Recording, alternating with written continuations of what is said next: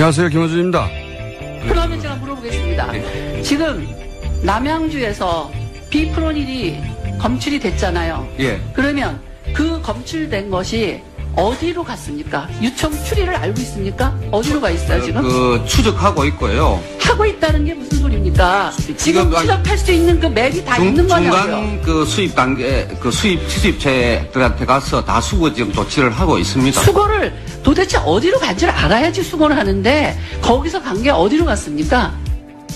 자유한국당 김승희 의원이 국회 복지위에서 류영진 식약처장을 상대로 살충제 계란 유통 상황에 대해 질책하는 내용입니다. 류영진 식약처장이 임명된 지 한 달 만에 살충제 계란 사태가 터졌다고 해도 정부의 소관부처장은 제가 한 달밖에 안 돼서 라고 변명할 수가 없죠. 한 달이 아니라 임명 단 하루 만에 사고가 나더라도 국민 정부의 책임을 소관부처의 장에게 묻는 게 당연합니다. 그러라고 정부가 있는 거고 그러라고 부처의 장이 있는 거죠. 그런데 작년 국정감사 때 기동민 의원이 살충제 계란 문제를 최초로 지적하면서 밝힌 바로는 2014년, 2015년, 2016년 계란의 농약 잔류 검사가 전무했습니다. 그렇게 농약 잔류 검사가 전무했던 2014년, 2015년, 2016년에 식약처 처장을 했던 사람이 바로 김승희 의원이죠. 전 국민이 현 식약처장을 질타해도 적어도 김 의원은 그러면 안 되는 거죠. 똥을 싼 당사자가 똥을 치우는 사람한테 이러는 건 웃기는 겁니다. 김호준 생각이었습니다. 자, 바람 새는 월요일이 돌아왔습니다. 시사인의 김은지입니다. 네. 계란 사태가 아주 계속되고 있습니다. 네, 지난주에도 계속해서 전해드렸는데요.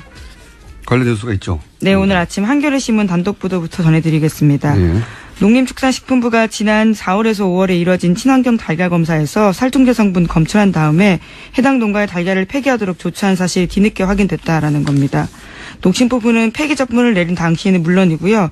살충제 달걀 파문이 일고 나서도 이런 내용을 공개하지 않았다라고 지적하고 있습니다. 그렇군요. 4월에 했는데 이미 발표를 하지 않았다. 네, 특히 해당 장관은요. 지난 17일에 국회에 출석해서 프로노빌, 그러니까 지금 문제가 되고 있는 성분에 대해서는 검출되지 않았다라고 밝히면서도요. 비펜트린이라는 성분이 검출된 사실은 아예 언급하지 않았다라고 지적하고 있습니다. 그리고 식약처에서 이 계란 안전에 관한 종합대책을 이미 만들었었는데 시행을 하지 않았다 이런 뉴스도 있지 않습니까? 네, 또한 국민일보 단독 보도인데요. 식품의약품안전처가 1년 전에 계란 안전에 관한 종합대책을 만들고도 발표 시행하지 않았다라는 겁니다. 그러니까 김영건 의원실 입수한 자료에 따른 내용인데요. 계란 안전 관리 대책 초안에 따르면 관련된 문제들이 충분히 지적돼 있었다라고 합니다. 하지만 식약처는 작년에 이것을 공식 발표하지 않았다라고 합니다. 이게 이제 국회 차원에서 처음 거론된 건 작년 10월에 기동민 의원이 이 살충제 계란 문제를 얘기했었어요. 근데 당시 박근혜 정부는 모든 농장에 아무 이상 없다라고 발표를 했었고, 예. 그리고 지금 보도로는 1년 전부터 계획이 있었고 올해 4월에도 검출이 됐는데 발표를 안 했다는 거잖아요. 예. 지금 사실 식약처장이 코드 인사라고 비판하거든요. 코드 인사. 예. 노무현 정부 때 만들어진 단어인데. 원래 이제 정치는 자기들 정치적 가치관을 국가 정책으로 실현하려고 집권하는 거기 때문에 자기 정치 철학과 같은 사람들로 원래 정부를 구성하는 거예요. 예, 당시 노무현 대통령의 반박이기도 했었습니다. 전 세계가 다 그런 겁니다. 코드가 맞지 않는데 코드를 어떻게 꼽느냐라는 거였는데요. 누가 정반대 주장하는 사람들 정부를 구성합니까? 근데 이 공격거리가 안 되는데 이걸 공격하는데 식약처장이 지금 코드 인사냐 아니냐는 지금 사태하고는 무관한 거죠. 이게 몇 년간 살충제를 계란에 뿌려온 게 한 달 전에 임명된 식약처장이 뿌리라고 한 게 아니잖아요. 근데 물론 그 누적된 문제를 지금 어떻게 대처할 것인가. 네, 관리 책임도 예. 문제는 있긴 있습니다. 그거는 이제 현 식약처의 비판 받을 수 있는데 그 이전의 문제들, 누적돼 온 기관의 문제들 지금도 대부분 박근혜 정부 시절에 이렇게 적했다는 거 아닙니까? 예. 그리고 최근 3년간 시작처에서 혹은 정부에서 농약 검사를 안 했다는 게 이미 작년 10월에 밝혀졌고. 근데 그 시절에 식약처장이 이렇게 따져 묻는 거는 이건 말이 안 되는, 염치는 있어야죠. 내가 있을 때 검사했었어야 하는데 못해서 죄송하다 하고 사죄를 해도 못할 판에 그걸 따지는 건 정말 웃기는 일이죠. 근데 어쨌든 저희가 이 살충제 계란 관련해서는 오늘 3부에서 독성에 관한 한 최고 전문가를 모시고, 사람들이 제일 궁금한 게 그거거든요. 뭐고테나. 그렇죠. 아무래도. 네, 뭐고테나. 왜 이렇게 오랫동안 이런 일이 있었나 따져볼까 합니다. 자, 계란은 그렇고요. 다음 뉴스는요?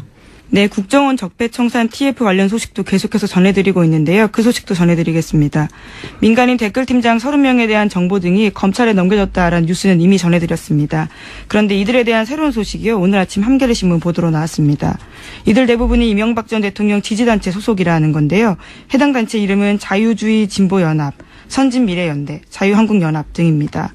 이들 단체는요, 모두 2007년 12월, 그러니까 이명박 전 대통령이 당선된 대선 즈음에 설립됐다라고 하는데요. 대부분 활동들은 4대강 사업, 또 이명박 정부를 비판하는 인사나 단체를 종북으로 속칭 찍어서 낙인 찍는 일을 주도했다고 합니다. 이들 단체는 같은 곳에 이름을 정하는 것 같아요. 다 굉장히 키워드가 비슷합니다. 비슷하죠. 예.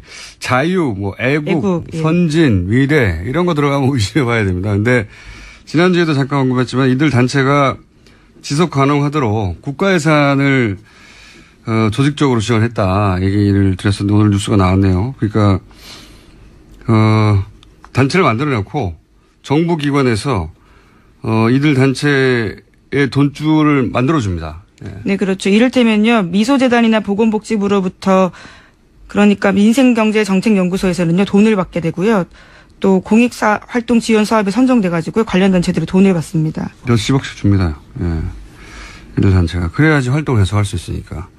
그 댓글 작업이라는 게 단순히 게시판에 글을 쓴다는 게 아니고 자국매를 상대로 해서 이제 여론 조작을 하는 거죠. 예. 원세훈 전 원장이 직접적으로 그렇게 예. 이야기를 했었죠. 여론 조작을 하는 건데 이걸 조직적으로 체계적으로 세금으로 써서 만들었다는 거죠. 그리고 전방위적으로. 지난번도 계속 얘기했지만 종교인 혹은 종교단체, 특히 보수 개신교, 인들이 이 사안에 개입했을 개연성이 대단히 높다라고 말씀드렸는데, 방금 얘기한 그 민생경제정책연구소 소장도 목사예요. 네, 김진홍 목사라고요. 네. 사단법인 뉴라이트에서 이름을 바꾼 곳입니다. 자, 보수 개신교가 왜 이런 일에 연루되어 있는지도 그걸 꼭 따져봐야 될 거라고 봅니다. 개인도 있고 단체 수준에서도 있을 거라고 보는데. 다음 뉴스는요? 네, 계속해서 관련된 뉴스입니다. 인터넷 여론조작 작업에 참여했던 한 인사가요, 내부 고발을 또 했습니다. 경향신문과의 인터뷰에서인데요, 동화작가 송명문 씨입니다. 2012년 대선 당시에 문재인 후보를 비방하는 인터넷 사파 작업했다라고 증언한 건데요. 2012년 10월부터 12월 중순까지 건당 5만 원 받고 만화에 말풍선을 채워넣는 일을 했다라는 겁니다. 구체적으로 내용을 보면요, 문재인 후보가 아방궁에 산다거나 300만짜리 소파에 60만 원짜리 안경테 쓰고 앉아있다, 이런 내용입니다. 안경테 또 나왔네요. 그런 만화를 그리면 비방하는, 거기다가 이제 만화를 그린 사람은 따로 있고 그 만화에 말풍선을 채운 사람은 따로 있었고, 이분의 자신은 말풍선을 채워넣었다는 그렇죠. 건데요. 이런 만화에, 예. 누가 돈을 줬는지 모른다는 거고, 예. 그리고 나뿐만 아니라 여러 사람이 그런 일을 했다는 거고. 예, 한 달에 최대 70만 원 받았다라고 하고요. 한 건당 5만 원씩. 그리고 막판에는 또 돈을 못 받았다라고 합니다. 떼먹었군요. 그리고 나서 그렇게 그리면 지금 아까 얘기했던 그런 보수단체, 예, 보수단체 무슨 청년연대 이런 데서 뿌리는 거죠. SNS 통해가지고. 예, 이렇게 조직적으로 한 거예요. 이 돈이 다 어디서 나왔나? 철저히 파헤쳐서 연루된 사람들은 다시는 공직에 있지 못하게 해야 되고, 지시한 사람들은 엄벌에 쳐야 되죠. 일단 국가 세금을 하지 않겠습니까? 자기 주머니 돈을 털었을 리가 있나요, 이런 거에. 자, 다음 뉴스는요? 예, 적폐청산 관련해서 계속 뉴스 전해드리면요. 지금 공식적으로 국정원이 꼽고 있는 적폐청산 리스트가 14가지입니다. 그중에 또 하나 내용인데요. 우병우 전 민정수석과 관련된 국정원 내부 보고서도 언론에 폭로가 됐습니다. SBS가 보도한 내용인데요. 국정원의 국내 정보 수집을 총괄했던 추명호 전 국장이 우 전 수석과 지나친 유착관계에 있다라는 보고서 내용이 담겨 있다고 합니다. 국정원 보고서가 그렇다는 거죠. 예, 그렇죠. 관련해서 이미 이 내용들은요, 지난해 10월 달에 최순실 게이트 터지면서 나오긴 했었는데요. 국정원은 그것보다 1년 8개월 전에 이미 알고 있었다라는 거죠. 국정원이 뭐 최순실 모를 리가 있습니까? 이 추 전 국장은 결국 최순실 라인 아니냐, 이런 의혹을 계속 받아왔죠. 이 3인방한테 직보했다. 예. 네, 직보했다. 국정원 내에도 예, 최순실 라인이 있었던 것이고, 그 연결고리에 추 국장이 있는 게 아니냐 라는 의혹 제기가 있는 겁니다. 내부적으로도 그렇다라는 보고서가 나왔지만요. 추 전 국장은 아무런 징계 없이 퇴사했습니다. 그러니까요. 여기 대해서 당시 이병기 국정원장도 이 보고서 내용이 사실이라고 했죠. 예. 그러니까 최순실 라인이 맞는 거죠. 예. 그러니까 여기저기서 직거래했던 사람들이 나오는 겁니다. 보고서, 국정원 내부 보고서가 추 국장이 소위 3인방에 직보했다 하는 것도 파악하고 있었고, 전 국정원장이 보고서 내용이 사실이라고 했으니까 징계 대상인데, 예. 지금은 그냥 아무 문제 없이 퇴직을 했고, 지금에서 따져야죠. 다음 뉴스는요? 네, 또 하나 더 전해드리면요. 국정원 적폐청산 TF에서 하고 있는 건 중에 하나가 속칭 최동국 사찰 건입니다. 이와 관련해서 국정원이요, 당시에 직원을 재조사했다라고 합니다. 굉장히 웃긴 사건이죠. 이때 국정원 직원이 최 총장을 뒤조사했는데 어떻게 한 거냐? 그래서 혼자 했는데 뭐 어떻게 시작한 거냐? 강남의 한 식당 화장실에서 듣고 예. 우연히 첩보를 들었다라는 거죠. 예. 꼬리 자르기를 해도 검찰총장을 날리는데 국정원 직원이 식당 화장실에서 우연히 듣고 했다는 게 말이 됩니까? 예. 꼬리 자르기를 한 건데 해도 좀 폼나게 하면 안 되나요? 하지만 여전히 국정원 적폐청산 TF 가서도요, 해당 직원은 똑같은 주장을 하고 있다고 합니다. 화장실에서 들었다고요. 확인할 수가 없잖아요. 지시를 받고 했다고 하면 윗선이 문제가 되니까 화장실에서 듣고 혼자서 했다는 겁니다. 혼자서. 예. 네, 그래서 지휘선상에 있는 서천후 당시 2차장 등에 대한 조사도 검토하고 있다고 합니다. 인정하지는 않겠죠. 어쨌든 그 사안도 지금 조사 중이다. 다음 뉴스는요? 네, 오늘부터 한미군사훈련인 을지 프리덤 가디언 연습이 시작됩니다. 고조됐던 한반도 군사적 긴장에 비춰볼 때는요, 올해 군사훈련은 강도가 높지 않다라는 반응인데요. 훈련에 참여하는 미군 규모가 지난해보다 30% 줄었기 때문입니다. 알겠습니다. 관련 뉴스는 저희가 쭉 전해드렸는데 이제 북한과 관련된 이거 관련해서 지난주에 스티브 배넌 예. 인터뷰 말씀드렸었죠. 그때 배너는 주한미군 철수 얘기했었는데 제가 경질 될 것 같다고 자기가 철수하자고 한다고 되냐고 뉴스가 아니라고 그랬었는데 결국 경질 됐어요. 네. 네, CNN이 그 해당 발언들이 경질 결정타가 됐다라고 알리기도 했습니다. CNN은 그랬는데 그보다 훨씬 더 내밀한 미국 정치 얘기를 하는 포린 폴리시 같은 전문지, CNN은 그냥 대중지죠. 포린 폴리시는 전문지고 전문지 분석을 보면 저는 포린 폴리시 따로 봅니다.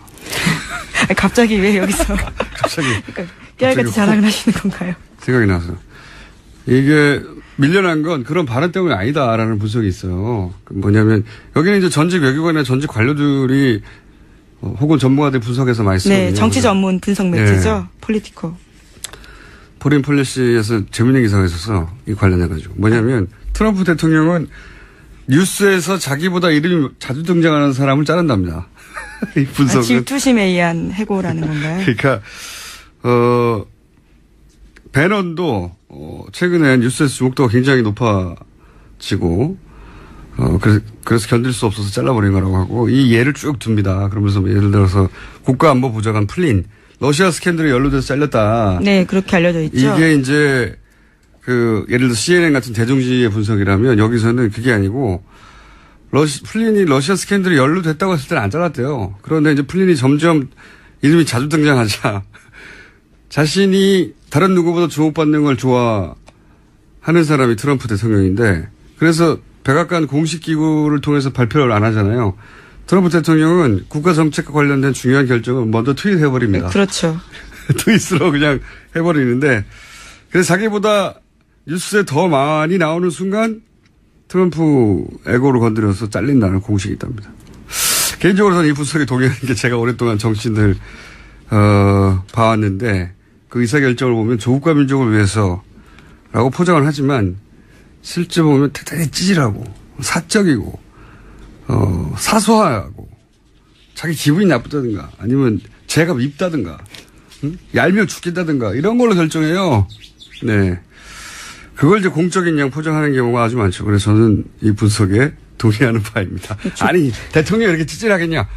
대통령 사랑 아닙니까? 미국 대통령은 그럴 가능성이 있다. 좋지 않은 리더의 대표적인 아니 많은 정치인이 예, 리더일 수 있을 것 그런 같아요. 사감으로 정치를 하는데 그리고 그래서 역사는 그렇게 사소한 일로 움직인다 이거죠. 하필이면 그런 사람들 중요한 직책에 가 있어서. 근데 어쨌든 이 거창하게 뭐 백인주의하고 막 복잡하게 분석하는데 그게 아니고 뉴스에 너무 많이 나와서 잘렸다라는 게 이 포리스의 분석이고 저도 동의하는 바다. 하지만 또 새로운 자신의 매체로 다시 돌아가기로 했기 때문에 여전히 뉴스에 많이 나올 가능성이 있지 않습니까? 그건 자기 매체고요. 다른 뉴스가 다뤄주는 건 다른 거죠. 자, 오늘 여기까지 하겠습니다. 지금까지 시사인의 김은지였습니다. 감사합니다. 친애하는 국민 여러분 안녕하십니까, MB입니다. 제가 오늘 오랜만에 나왔습니다. 사실 여러 가지로 별로 나오고 싶지 않았는데 근데 웬만하면 또 안 움직입니다. 또 원래가 거물급이잖아. 근데 그런 내가 이래 나온 이유는 오늘 위험 문제가 나온다는 보고를 봤습니다. 응? 여기 진짜 문제야 이거. 여기 왜 이래 이 소굴이야 소굴 이거. 김어준이 하나만 해도 이카는데 주진우가 주진우를 갖다 이거 후라시키면 어떡하나 이거. 제대로 된 인간 아닌데 이거 주진우 이거. 근데 이것도 그 당시 불에 뽑았어야 되는데. 아이씨. 아무튼 국민 여러분 오늘 이어서 나오는 이야기는 볼륨을 높이고 그거하고 귀를 쫑긋 세우고 정신을 바짝 차리고 들으면 안 됩니다. 이거를 막 믿고 계속 파헤치고 배우가 눕고 이거 그래 한번 파헤쳐 보자 이래 휘둘리면 안 됩니다. 이거 안 됩니다. 이것들 김어주의 주진우 이거 하자입니다. 이것들 귀 쫑긋 세우고 듣지 마라 이거는. 주진우 이건 내가 그때 가만히 국정원 댓글 사건부터 시작해서 이명박 전 대통령 이름이 자주 등장하죠. 이명박 전 대통령 관련 사건 중에 가장 오래되고 가장 유명한 건 다들 아시다시피 BBK입니다. 이 BBK 관련해 완전히 새로운 단서가 처음으로 나와서 오늘 공개합니다. 네. 주진우 기자 나왔습니다. 안녕하십니까? 안녕하십니까? 예. BBK 사건은 워낙 오래돼서 간단하게 사건 개요. 중요한 몇 가지만 짚고 넘어가겠습니다. 우선 다스라는 회사 기억나실 텐데 다스 이명박 전 대통령의 형 이상은 씨와 처남 김재정 씨의 공동 명의로 된 현대자동차 시트 납품 회사죠. 네. 사실은 이명박 전 대통령의 차명 회사로 지목된 회사입니다. 오래전부터 그런 얘기가 있어요. 네, 거의 증명이 되다시피 하는 회사입니다. 자, 그런 다스 회사를 일단 기억해 주시고요. 또 하나는 이 다스에서 BBK에 190억이 투자됩니다. 네. 중간과정 생략하고. 그리고 BBK가 우여곡절 끝에 옵셔널 벤처스라는 회사가 됩니다. 네. 근데 오늘은 옵셔널 벤처스가 BBK의 마지막 형태였다. 이것만 기억하시면 되는데. 이 옵셔널 벤처스가 주가 조작으로 소액 투자자 얼마를 손해를 입혔죠? 약 600 아니에요? 600? 600여 명입니까? 600억. 사람은 5천여 명, 액수는 1,000억 원대입니다. 1,000억 원대입니까? 네. 네. 5천여 명의 투자자 1,000억 원대 피해액이었습니다. 그리고 그때 이 옵셔널 벤처스의 대표였던 사람이 김경준 씨죠. 김경준 씨가 얼마를 횡령 미국으로 갔죠? 384억을 횡령했습니다. 예. 주가 조작이나 다른 사기로 대한 이익금 빼고 횡령 액수만 384억. 예. 여기까지 이제 기억을 떠올려 보시고 이때 김경준 씨가 미국으로 가면서 투자금을 돌려주고 가요, 일부를. 네. 투자자들이 이명박 전 대통령 가까운 사람들이었어요. 예. 그러니까 개인 투자자들 말고 네. 큰 덩어리의 투자자들, 이 투자자들, 이명박 전 대통령과 가까운 투자자들에게만 돈을 돌려주고 갑니다. 그렇습니다. 삼성생명, 심택, 하나은행 이렇게 이명박 대통령 친분이 있는 사람들한테만 돌려주고 갑니다. 그렇죠. 이상한 일이죠. 도피할 거면 그냥 도피하지 왜 이명박 전 대통령과 친분이 있는 투자자한테만 돈을 돌려주고 개인 투자자들 돈은 돌려주지 않았어요. 물론. 그리고 다스에서 190억을 투자했는데 그중에 50억을 또 돌려줍니다. 50억만 주고 갔습니다. 이상한 일이죠. 줄 거면 다 주던가 그냥 갈 거면 그냥 가야 되는데 190억 중에 50억만. 네. 갚을 여력이 충분히 있었습니다. 하지만 네. 50억만 주고 갔습니다. 그래서 140억이 남았죠. 요 140억을 놓고 미국에서 소송이 벌어집니다. 옵셔널 벤처스에 투자한 개인들 이 김경준 씨를 상대로 그리고 다스가 김경준 상대로 네. 소송이 벌어지는데 그 결과 개인 투자자들은 김경준 씨에게 승소하고 다스는 김경준 씨에게 패소합니다. 그렇습니다. 김경준 씨가 가지고 있던 돈, 그러니까 네. 은닉해놓은 돈이 옵셔널 벤처스에 투자한 투자자들의 돈이지 그 다스의 돈이 아니다. 이런 판결을 내렸습니다. 미국에서. 네. 그러니까 일반 투자자들은 이겼기 때문에 그 돈을 받게 되고 네. 다스는 졌기 때문에 다스에 줄 필요가 없는 거예요. 미국에서 소송을 해서. 일단 그런 상태였습니다. 일단 그런 상태인데 진짜 이상한 일이 다시 벌어지죠. 뭐냐면 이 140억을 재판에서 이긴 일반 투자자들한테 돌려준 게 아니라 재판에서 져서 돈을 줄 필요가 없는 다스한테 이 140억을 줍니다. 2011년 2월의 일입니다. 오늘 할 이야기는 어떻게 이렇게 이상한 일이 벌어졌을까? 예? 그 내막을 추정할 수 있는 문서를 처음으로 주진우 기자 오늘 여기서 공개하려고 합니다. 예. 이 이야기가 이해하기 어려울지 모르는데 간단하게 말하면 140억 그러니까 여러 가지 복잡한 사건 끝에 BBK의 후신인 회사에 140억이 있었어요. 스위스 계좌에. 네. 이 돈을 개인 투자자들한테 돌려주라고 미국 재판에서 판결이 났는데 근데 이 돈이 다스에 돌아가는 겁니다. 이명박 대통령이 실소유주라고 의심받고 있는 네. 다스에. 어떻게 이게 다스에 돌아갔을까? 라는 이유를 추정할 수 있는 문서를 지금 한 보따리 노란이죠. 핑크색 보따리에 쌓아서 왔어요. 정말로. 예. 보자기입니다. 보자기에 싸가지고 가지고 지금 보자기를 풀었습니다. 안에 문서가 잔뜩 들어있는데. 자, 첫 번째 공개할 문서는 뭡니까? 다스의 회의록입니다. 다스 회의록. 어떤 회의록입니까? 다스와 옵셔널 벤처스 관련된 소송 관련된 회의인데요. 회의를 LA 소재 찻집 화선지라는 데서 했습니다. 2008년 11월 10일 일입니다.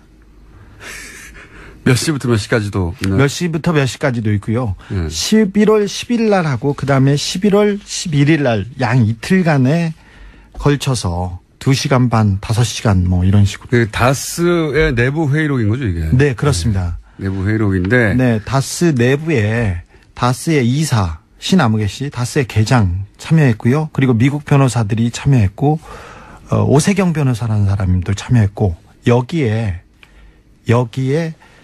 LA 총영사 김재수라는 사람이 참여합니다. 사기업 소송에 왜 LA 총영사가 참석한 겁니까? 이 김재수라는 분이 BBK 때 김경준하고 소송할 때 이명박 측 변호인이었어요, 원래. 네. 근데 그분이 갑자기 이명박 대통령이 당선되자마자 네. 한국 외교사상 처음으로 해외 동포 출신 변호사를 그냥 총영사를 시켰어요. 네. 근데 총영사를 시킬 때 임명할 때 그때 이분이 미국 영주권자셨어요. 네. 근데 그러니까 우리나라 국적자도 아닌데 네. 그 외교사상 처음으로 이런 자리를 줬었죠. 그래서 뭐 뒷말이 많았었는데 이분이 총영사에 가서도 다스 BBK를 보고 있었습니다. 총영사 신분으로. 네. 그러니까 그 외교관이 사기업 소송을 외교관이 되기 전부터 맡았던 사건을 외교관이 된 이후에도 계속 맡았다는 거 아닙니까? 그렇습니다. 그러니까 사기업하고 사기업 간의 거래, 사기업과 개인 간의 그 소송을 네. 외교관이 맡았습니다. 네, 총영사관이 가서 회의에 참석했다라는 네. 문서가 지금 다스 내부 문서 어떻게 보고 있어요? 그거 나중에 얘기하기로. 네. 내부 문서로 나온 거죠. 네. 그다음 문서는 뭡니까? 그다음 문서는 김경준 관련 LA 문서가 많아요. 잔뜩 여기에. 네. 네. 김경준 관련 LA 총영사의 검토 요청 사안이라고 LA 총영사 김재수 씨가 검토해가지고 그 위에다 보고한 사안입니다.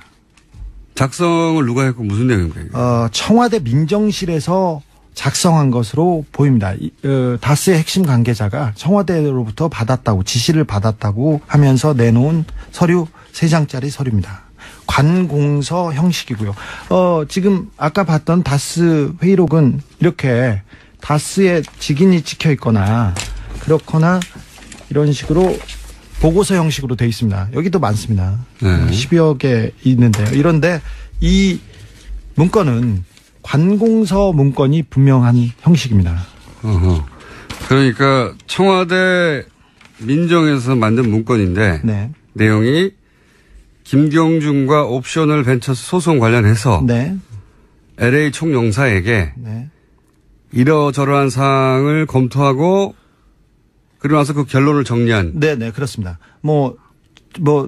이 문건의 내용을 보면 스위스 계좌에 대한 동결 조치 필요, 한국 정부 차원의 동결 요청 가능성, 그렇게 하면서, 에리카 김, 이보라에 대한 범죄인 인도 청구는 어떻게 해라. 그리고 어떤 수사를 근거로 동결 요청 가능한지, 그리고 해외 도피 사범, 시효 정지 규정을 인도 청구에 가능한지 이것도 하라고 합니다. 결론은 이렇게 나옵니다. 한국 정부 차원에서 스위스 계좌의 동결 요청은 어려운 것으로 보임. 그러면서 다른 내용을 추가 검토하라고 지시한 내용입니다. 이게 어려운데 요약하면 이런 겁니다. 그러니까 청와대 민정에서 옵셔널 벤처스와 개인 투자자 간에 벌어진 소송이 아까 있다고 그랬지 않습니까? 140억 돌려받기 위해서. 그 소송 쟁점이 뭔지 어떻게 해결할 건지를 LA 총영사 민정이 외교관한테 사기업 소송을 쟁점을 정리해서 보고하라고 한 거예요. 이해하셨죠? 예. 이때 청와대 민정이 누굽니까?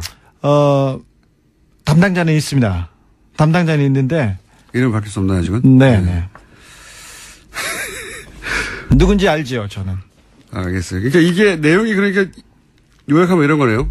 스위스 계좌를 동결 가능한지 검토해라. LA 기업의 국내 소환, 보니까 문서에 미 국세청 IRS 요청사항 이런 거 네, 그렇습니다. 네. 목적이 뭡니까? 이런 걸 검토하라게 하는. 다스가 돈을 받기 위해서 정부 차원에서 뭘 도와줘야 될지, 뭐가 안 되고 있는지 그런 거를 중간 체크하고 지시하는 내용입니다. 그러니까 140억이 개인 투자자한테 넘어갈까봐. 네, 그렇습니다. 그걸 어떻게 막을 것인가. 네. 다스가 그 돈을 어떻게 받을 것인가. 네. 140억을 어떻게 뺏기지 않을까 하는 거를 청와대에서 의논을 한 거예요. 청와대가. 네. 청와대가 사기업이 소송에서 져서 그 돈을 개인 투자자들이 가져갈까봐 그걸 어떻게 막지 하고 회의를 한 내용이고, 이 문서를 그럼 누가 가지고 있었습니까? 이 문서는 그 다스에서 이 청와대와 다스 간에 이 문제를 보고하고 이 담당자가 가지고 있었습니다. 다스의 담당자가. 네. 다스는 청와대하고 이 BBK, 옵셔널 벤처스가 결국 BBK거든요. 네. BBK 문제를 그 돈 문제를 해결하기 위해서 계속 청와대하고 연결하고 있었다는 직통 라인이 있었습니다. 주로 팩스로 이렇게 했는데 다스는 이명박 전 대통령 게 아니잖아요. 아니, 전혀 아니죠. 공식적으로는. 네, 공식적으로는. 근데 대통령이 되고 나서 네. 다스가 이명박 전 대통령에 직보했다. 네. 다스 140억 관련된 담당 직원이 있었어요. 민정수석실에서. 예. 민정수석실 안에 네. 다스 담당자가 있었고. 예, 따로 있었습니다. 그래서 이 다스에 관련된 지시를 청와대에서 내리면 이 다스 140억 관련된 직원이 따로 있었습니다. 그 직원이 보고를 하거나 보고서를 만들어서 제출하는데 이 부분은 이명박 대통령이 직접 보고를 받았답니다. 그래서 보고가 시원찮거나 절차가 더디면 불호령이 떨어졌다고 그 다스 관계자는 증언하고 있습니다. 자, 그러니까 이명박 전 대통령께 전혀 아니라고 하는 다스가 청와대 내에 다스 담당자를 두고 있었고 민정에. 네. 그 다스 담당자하고 그러니까 청와대 내 다스 담당자와 다스 내에 이 BBK 담당자가 서로 계속 연락을 주고받았고. 네. 그리고 그거는 이명박 전 대통령한테 직보했다는 거 아닙니까? 네, 그렇습니다. 네. 그래서 그 직보가 늦어지면 불후령이 떨어졌다고. 네. 청와대 다스 담당자한테 제가 확인을 했습니다. 그래서 전화를 해서 당신이 다스 담당자라고 하던데요. 그러니까 저는 다스 담당자가 아니고 BBK 담당자였다고. 아, 자신은 네. 다스라는 회사를 담당하는 게 아니라 BBK 그러면 인정한 거네요. 저희가 담당했다는 걸. 청와대 민정에 있던 사람이 인정했다는 거죠. 네, 부인하지 않습니다. 네. 당신이 다스 담당자 맞냐 그랬더니 아니 다스가 아니고 BBK였다고. 아니 누가 그런 말을 하던가요? 다스에서 이렇게 확인해 줬습니다. 아 그래요? 저는 다스 담당자가 아니라 BBK 담당자였습니다. 이렇게. 그러니까 요 내용은 소송을 지면 140억이 옵셔널 벤처스한테 가는 거 아닙니까? 그렇죠. 실제 소송에 졌죠. 네, 처음엔 졌습니다. 옵셔널 벤처스 사람들로 모인 옵셔널 캐피털이라는 데에 개인 투자자들한테 졌단 말이죠. 졌습니다. 그리고 지고 나서 미국의 스위스 판사가 스위스 계좌를 동결해요. 예. 미국의 판사가 스위스 계좌를 동결해요. 그러니까 미국 연방 정부와 스위스 정부한테 그 동결 조치를 요청해서 그러니까 미국 연방 정부, 스위스 정부, 스위스 은행이 동결한 겁니다. 그 돈을 김경준 씨 계좌를 동결해 버렸어요. 이제 그 전에 있었던 내용이었던 거죠. 네, 그렇습니다. 사태가 어떻게 진행되고 있고 그 돈을 뺏기지 않으면 어떻게 해야 되느냐. 네, 청와대와 외교부 그러니까 LA 총영사가 긴밀하게 협의한 내용들이 나옵니다. LA 총영사가 보고한 내용들이 공식 문서로 만들어진 거예요. 네. 공식 문서라기보다 공문서 형식으로. 네. 공식 문서는 아니겠죠. 네. 공문서 형식으로 만들어졌는데 그 공문서 형식이 누가 가지고 있었냐면 다스 가지고 있었던 거죠. 예. 세 번째 문서는 뭡니까? 문서 오늘 많아요. 아주 세 번째 문서. 2012년 3월 14일 그러니까 140억을 다스가 돌려받은 이후에 그 작성된 문건인데 공동방어 협약 대응 방안이라고 합니다. 공동방어 협약 대응 방안. 네. 예. 협의자는 김재수 변호사. 다시 그러니까 LA 총영사. LA 총영사와 양 땡땡 변호사. 이 사람이 청와대 BBK 다스 담당자였습니다. 양땡땡. 네. 이 사람 내용을 보면요. 공동 방어, 공동 이익을 위해서 비밀 유지 협약을 체결해야 된다 이런 내용입니다. 그래서 목적이 피고들의 소송에 대해서 원활하게 대응하기 위해서 관련 자료를 공유하라고 하면서 자꾸 비밀을 유지를 하라는 그런 내용입니다. 비밀 유지 협약인데 이게 재밌는 것이 LA 총영사하고 청와대 사람하고 둘이서 협의를 했는데 이게 다스와 그다음에 김경준 간의 거래입니다. 그러니까 개인과 개인 회사의 거래를 LA 총영사하고 청와대 사람이 협약을 맺습니다. 이해 가시는지 모르겠는데 어려워요. 제가 설명을 하자면 소송을 지면 140억이 개인 투자자들한테 가잖아요. 근데 그 140억을 뺏기기 싫은 거죠. 뺏기기 싫어가지고 이 LA 총영사 BBK를 계속 다뤘던 LA 총영사인 김대수 변호사. 네. 변호사하고 청와대 민정이 그런 일이 벌어질 때 돈을 뺏기지 않기 위해서.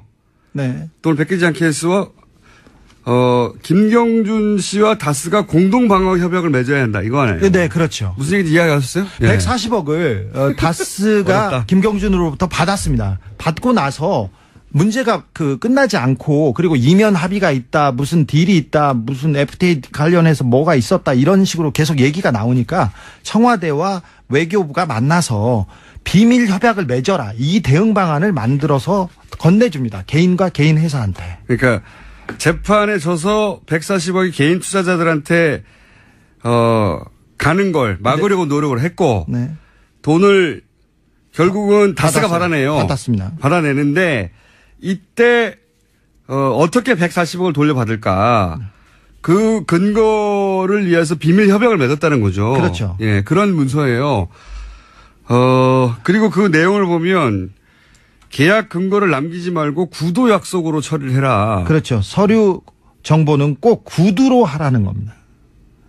서류를 구두로 하라는 내용이 서류로 남아 있어요. 네. 그 비밀 협약 유지 이런 계약서 그러니까 이런 영문 계약서를 청와대와 그 LA 총영사에서 만들어서 그 개인과 개인 회사한테 건네주는 거죠. 이해가셨는지 모르겠는데 이게 전부 다 140을 뺏기지 않기 위해서 청와대와 외교부가 그 내부의 담당자가 같이 움직였다는 거고요. 그래서 140억을 결국 뺏기지 않죠. 네, 그렇습니다. 뺏기지 않고 140억을 뺏겼다기보다는 개인 투자자가 정당하게 돌려받아야 될 돈이었는데 네. 그 돈을 다스가 돌려받습니다. 적어도 뭐 김경준이 가질 수 있는 돈이었습니다. 왜 그러냐면 자기는 13년 동안 BBK 공범인데 종범이지 않습니까? 사실은. 그런데 주범은 빠져나가고 혼자서 그 멍해를 다 썼으니까 적어도 주지 않아도 되는 돈인데 뺏겼죠. 그 돈을 어떻게 돌려받을지를 연구한 문서라고 보시면 됩니다. 네. 이건 뭐 자세한 내용은 이게 만약에 다시 수사가 이루어진다면 제출될 내용인 것 같고. 네. 김경준 씨가 너무 괴롭혀가지고 감옥에 있는데 네. 이명박 측에서 너무 괴롭혀서 가족과 자기를 괴롭혀서 안 줄 수가 없었다 이렇게 얘기하고 있습니다. 김경준 씨의 주장은. 네. 그러니까 140억을 재판에서 개인 투자자가 이겼는데 안 주고 다스한테 돌려주는데 돌려줄 필요가 없는 다스한테. 네. 근데 그 김경준 씨는 자기가 가족을 너무 괴롭혀서 줄 수밖에 없었다. 네. 이런 얘기잖아요. 네. 근데 다스한테 그렇게 돌려주면 김경준 씨가 대신 얻을 게 있어야 되잖아요. 그렇죠. 얻을 게 뭐였습니까? 그 이면 합의에 대해서는 지금 밝혀지지 않았는데 김경준 씨는 내심 가족들에 대한 소송을 다 취하하고 그건 됐습니다. 네, 그리고 이루어졌다. 자기를 풀어줄 줄 알았대요.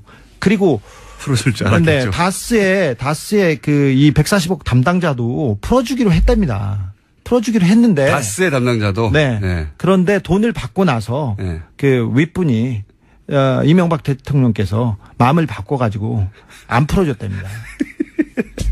돈은 다 받았으니까. 이 앞에 문서들은 140억을 돌려받기 위해서 노력한 내용들이에요. 요약하면 결국은. 예. 그 디테일은 몰라도 됩니다. 그런데 그게 이제 문서로 확인됐다는 게 처음인 거고. 그런데 그 140억을 돌려주면 가족도 안 괴롭히고 자기도 풀려날 줄 알았는데. 네. 다스 담당자도 그렇게 알고 있었는데. 네. 근데 그냥 안 풀어준 거 아닙니까? 네. 그냥 입을 싹 씻었다. 그런 내용이고요. 실제 그러고 나서 140억을 다스가 받고 나서 당시 기소 중지 상태였던 에리카 킴이 입국을 했죠. 예, 입국해서 이틀간 조사를 받았습니다. 서울지검 특수 1부에서. 관련 혐의를 다 털고 다시 출국을 했죠. 네. 네. 그때 인터폴에 수배를 하겠다 아니면 범죄 인도인 조약을 진행하겠다 이렇게 협박을 했는데요. 아무것도 무혐의로 털어주고 바로 보냈습니다. 네. 그게 그러니까 이 140억 딜의 패키지의 일부가 아닐까 이런 추정이 가능한 거죠. 네네. 네. 왜냐하면 세 번째 문서에 좀 전에 얘기한 근거를 남기지 말고 구두 약속으로 처리하라 했기 때문에 실제 문서가 있는 건 아닌 거죠. 이 합의에 대해서. 합의 문서가 있으리라고 봅니다. 그래요? 그런데 거기에 문서를 남기지 말라는 문서가 있잖아. 네, 그렇지만 김경준 씨나 구체적인 것은 아니고 러프하게는 있으리라고 봅니다. 다스의 담당자가 김경준을 풀어주는 부분을 거기다가 넣었었나 봐요. 처음에 초안에 네. 넣었는데 청와대한테 엄청 혼났다. 호통을. 그러니까 서로 합의를 할 때 김경준 씨의 석방도 문서로 남겼다가 네. 다스 담당자의 얘기입니다. 네. 이명박 대통령이 불효령이 떨어져가지고 자기가 엄청 혼났다는. 그래서 김경준 석방은 그 문서에서 빠졌다. 네, 그런 내용은 그런 디테일은 빠지고 네. 그냥 몇 가지 조항은 남은 이면 계약서가 있는 것으로 보여진다. 네. 근데 그 문서, 그 이면 계약서는 지금 없고 네. 손에. 그런데 어쨌든 김경준 씨, 그래서 가족들도 풀려날 줄 알았고 김경준 씨도 풀려날 줄 알았다는 거죠. 네. 안 풀려났다 결국은. 그러면 여기서 궁금한 게 미국의 연방 판사가 스위스의 김경준 씨 계좌를 동결시켰잖아요. 네, 그렇습니다. 그렇죠? 근데 그걸 감옥에 있던 김경준 씨가 그 계좌를 풀었다는 거 아닙니까? 결국은. 그렇죠. 감옥에서 마법을 부려가지고. 이게 어떻게 가능하죠, 이게? 사실은 검찰의 도움이 없이는 이게 불가능한 일인데 검찰이 지속적으로 김경준 140억을 빼내기 위해서 도와줬다는 정황들은 여러 개 있습니다. 근데 그 중에 하나를 제가 공개하겠습니다. 김경준 씨의 편지인데요. 편지? 2010년 2월 9일 날 보낸 겁니다. 김기동 부장검사님, 잘 아시다시피 김기동 부장검사는 BBK의 주 검사님이셨고요. 김기동 김기동 부장검사는 김경준한테 형이라고 부르라고 하면서 회유 협박을 했다고 그렇게 지목된 그 사람입니다. 새해 복 많이 받으세요. 계속 바쁘신 하루를 보내시겠네요. 언제나 신경 써주셔서 감사합니다. 이렇게 얘기하고 김양수 검사님을 뵙습니다. 김양수 검사님이 좋은 자리로 가가지고 굿 뉴스를 들었습니다. 이런 얘기하면서 형 집행 순서 변경 신청서는 김양수 검사님 말씀대로 이렇게 됐습니다. 이렇게 얘기하면서 맨 마지막에 더 이상 실망을 주지 않게 도와주세요. 이렇게 얘기합니다. 그리고 저희 누나는 6월 전에 들어오는 것이 좋을 것 같다고 전달하였습니다. 아마 누나가 확인 전화를 드릴 겁니다. 이렇게 하면서 김경준 올림 이렇게 하는데 자 6월 전에 들어오는 것이 좋겠다. 그 6월 전에 들어오는 것이 좋겠다. 누나가 확인 전화를 할 것이다. 이 딜 관계에 관해서 김경준이 계속 검사하고 얘기하고 있었던 정황이 보입니다. 형 집행 순서를 바꾼다는 거는 미국에 가서 형을 사는 게 가능해진다는 얘기거든요. 여러 가지 얘기가 편의를 봐주기로 했고. 김경준 씨가 미국으로 이송되는 걸 원했고. 네, 이런 식이죠. 그래서 신청서 허락을 도와주셔서 감사합니다. 정말 감사드립니다. 이런 내용이 있습니다. 김경준 씨가 미국으로 한국을 떠나서 이송되는 걸 원했고 그런 걸 이용해서 그리고 누나를 털어주길 원하는 걸 이용해서 이런 딜을 시도한 것으로 보이는 내용이네요. 네네, 그렇습니다. 네, 검찰과 하는. 네. 이렇게 해주면 이렇게 해줄게 일부가 본인을 미국으로 이송하고 누나는 언제 들어와가지고 이 문제를 털고 그 내용이 이제 편지에 일부 담긴 거죠. 네. 예. 그러면 이 민정에 있던 안모 인사나 외교부 인사가 자신들이 이 사건에 BBK 사건에 연루돼 있다는 걸 인정하긴 했습니까? 아까 말하신 대로 양모 씨는 인정했고. 인정했고요. 김재수 변호사는 전화를 계속 피하고 있습니다. 근데 김재수 변호사는 다른 회의록 제가 가지고 있는 한 100여 건의 서류에 다수 등장해서 이 사람은 피해갈 수도 없습니다.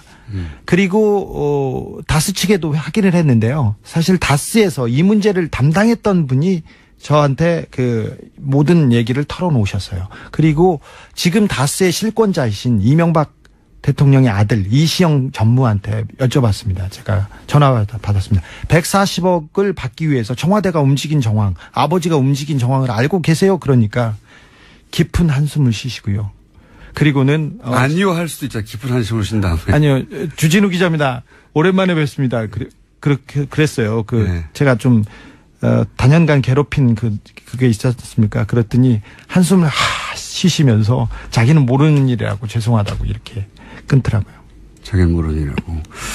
자, 오늘 네 가지 문서를 얘기를 했는데 마무리를 해야 되는데 시간이 약간 부족하네요. 한 3분 정도 마무리를 할까요 말까요? 해야죠. 해주세요. 자, 2부에서 주준희 기자 마무리 좀 해보겠습니다. 이게 엄청난 내용인데 워낙 오래된 사건이고 등장하는 이름들 또는 회사 이름, 돈, 관계 이게 복잡하기 때문에 간단하게 요약하면 오늘 다룬 내용은 이겁니다. 다스도 BBK도 이명박 전 대통령은 자기가 아니라고 그랬단 말이죠. 네, 그렇습니다. 네, 절대 아니라고 그랬죠. 그런데 이명박 대통령 시절에 청와대 민정과 그리고 외교부의 LA 총영사 그리고 검찰이 총동원이 돼서 다스 돈 140억을 받아내기 위해서 엄청 노력했다. 이게 문서로 처음으로 드러난 거죠? 그렇습니다.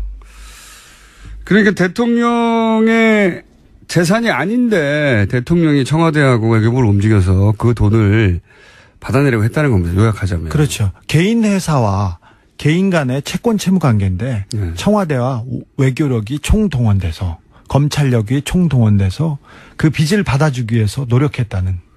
그리고 이 자기 재산이 아닌데 자기 회사가 아닌데 다스라는 회사의 140억 관련 보고는 청와대 민정을 통해서 이명박 전 대통령에게 직접 보고됐다는 거죠. 네. 보고 수단이 뭡니까? 뭘로 주고받았다는 팩스로 주로 그 서류를 보냈고요. 그리고 직접 모여서 회의를 자주 했습니다. 그래서 팩스 번호도 제가 공개할 수 있습니다. 그리고 이 보고가 조금만 늦으면 불호령이 떨어졌다고 다스 내에서 이 사안을 담당하던 담당자가 증언을 했다. 네. 예. 저희가 방송하는 사이에 문자가 하나 왔습니다. 다스 담당자한테 왔는데 소송비용 140억을 돌려받고도 소송비용까지도 김경준이 다 지불하라고 이명박이 지시했는데 협의하다가 도저히 힘들어서 각자 부담으로 가닥을 잡혔습니다. 그래서 엄청 혼났다고 합니다. 이 관련 소송 비용도 다 그러면 이제 내기 싫다고 했는데, 네. 예. 근데 그것까지는 협의가 안 돼가지고 혼이 났다라는 네. 담당자의 얘기고, 이렇게 되면 뭐가 이제 새로, 다시 한번 재수사의 대상이 될 수 있냐면, 다스의 실소유주가. 네. 이명박 전 대통령이 아니냐 하는 의혹이 다시 한번 제기될 수밖에 없어요. 그렇습니다. BBK도 이명박 대통령이 소유가 아니었느냐, 이렇게 의심이 다시 얘기될 수밖에 없죠. 왜냐면은, 그리고 도곡동 땅 얘기도 다시 나오게 됐는데 왜 그러냐면 도곡동 땅을 판 돈이 다스에 들어가고 다스에서 BBK로 돈으로 들어갔기 때문에 도곡동 땅 주인이 다스의 주인이고 다스의 주인이 BBK 주인이고 이런 구조가 있거든요. 네. 예. 그래서 오늘 이야기는 그 중에서 BBK의 마지막 형태인 그 옵셔널 벤처스 그 돈을 받기 위해서 정부와 청와대가 열심히 움직였다, 검찰까지. 네, 그게 이제 문서로 조각조각 증명되고 있는. 그래서 다시 재수사를 만약에 한다면 김경준 씨가 이 건으로 거의 10년 가까이 감옥에 있었거든요. 13년 동안 살았습니다. 김경준 씨는 횡령 혐의였어요. 네. 그러니까 사실은 이 그 BBK를 주도하거나 다스와의 무슨 협약을 주도할 만한 그 정도의 위치가 아니었습니다. 30대 중반에 그냥 청년이었어요. 그래서 이제 만약에 이명박 전 대통령이 진짜 실소유주였다면 네. 김경준 씨를 13년간 감옥에 보냈던 그 사안이 고스란히 책임을 묻게 될 수도 있는 네. 그런 사안이 새로 등장한 겁니다. 140억에 관해서. 140억에 대해서는 조사를 안 했거든요. 네, 그렇습니다. 예, 그 문서가 처음 나왔다. 자, 오늘은 여기까지 하고요. 예. 앞으로 이명박 전 대통령 관련 특집은 계속합니까? 네, 이명박 프로젝트 1탄이었고요. 네. 제가 한 4탄까지는 준비가 되어 있습니다. 자, 1탄 여기까지 하겠습니다. 지금까지 주진우 기자였습니다. 자, 어려운 사건이었습니다. 이번에는 살충제 계란 다뤄보겠습니다. 원인이 뭐고 그리고 해법은 뭔지 한국독성학회 그리고 식품위생안전성학회 회장을 지내신 정진호 서울대학교 약학대학 교수 스튜디오에 직접 나오겠습니다. 안녕하십니까? 네, 반갑습니다. 네, 독성학회라는 게군요. 네네, 그렇습니다. 네, 회장님을 지내셨고 네네. 식품위생안전성학회 회장님이셨고 네. 가습기 사안에서도 전문위원으로 참여하셨죠. 네, 그렇습니다. 네, 예. 전문가십니다, 전문가. 네. 자, 오늘 나눌 얘기는 큰 덩어리가 몇 가지 있는데 우선 계란에서 이게 처음 들어본 이름이에요. 전문가 아니면 피프로닐 비텐트리 뭐 되오겠어요. 플루페녹수론 피리다벤 에톡사졸. 굉장히 어렵습니다. 이게 얼마나 독한 거죠? 네, 이번에 그 문제가 된 살충제 그 농약 5개 네. 그 성분에 대해서 미국 그 환경청에 네. 팩트 시트를 갖다 검토해 봤거든요. 네. 그런데 이제 그 질문하신 그런 그 유해성에 대해서 저희가 각각에 대해서 자세히 말씀드릴 수는 없고요. 너무 전문적이네요, 네. 이거. 일부는 이제 수생 생물에도 독성이 강하고요. 네. 또 일부는 또 발암성이 있고 그런데 일반적으로 얘기해서 그 농약 평균 수준의 인체 네. 유해성을 갖고 있다. 그래서 그렇게 그 대략 말씀드릴 수 있고요. 다른 농약 정도의 독성이다. 네, 그렇습니다. 네. 특별히 더 독한다기보다는 네. 농약이 먹으면 죽는 거니까요. 네, 네 그렇죠. 네, 그 많이 먹으면 죽습니다. 많이 네. 먹으면 죽는 네. 그 정도의 독성을 가지고 있다. 근데 제가 주목하는 부분은 뭔가 하면은 네. 최근 그 사이언티픽 아메리칸에 네. 크게 가고 주목하는 사항이 있거든요. 사이언티픽 아메리칸이라는 과학 잡지입니까? 네, 과학 잡지인데 유명한 과학 잡지입니다. 예.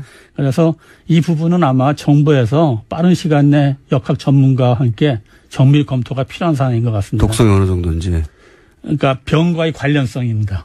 네. 또 다른 물질이 있나요? 아니요. 살충제가 병과의 관련성. 네. 이 살충제가 먹으면 죽는다.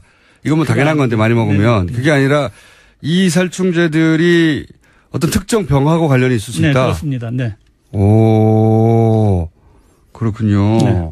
그래서 그 부분을 검토해 봐야 된다. 네, 그렇습니다. 이건 아직 네. 언론에 보도 안 된 건데 이런 지금 나왔던 성분들 중에 어떤 물질은 많이 먹으면 병이 걸릴 수 있다. 그런 거네요. 일반적으로 말씀드려 그렇습니다. 일반적으로. 네. 그게 살충제 일반적인 특성입니다. 네. 자, 근데 이제 최근에 네. 워낙 이제 그 달걀 소비량이 줄어들다 보니까 이게 그렇게까지 우려할 만한 일은 아니다. 일주일 정도 지나면은 독성이 반감이 되기 때문에 그리고 네. 소량이기 때문에 그렇게까지 걱정하지 말라 이런 얘기도 있어요. 맞습니까? 사실은 이제 저도 이제 달걀을 즐겨 먹거든요. 네. 그래서 대학의사협회 그 발표를 믿고 싶습니다. 대한의사협회에서 이런 발표를 예, 했습니다. 그렇습니까? 네. 네. 그래서 근데 과학적으로 들여다보면 그동안 살충제 오염으로 달걀을 먹고요. 건강에 문제가 있었는지를 정확히 결론 내리기가 어렵다라고 말씀드리는 게 정확한 것 같습니다. 그러니까 7일 지나면 반감기에 도달해서 크게 문제가 안 된다라고 얘기 발표를 했는데 네.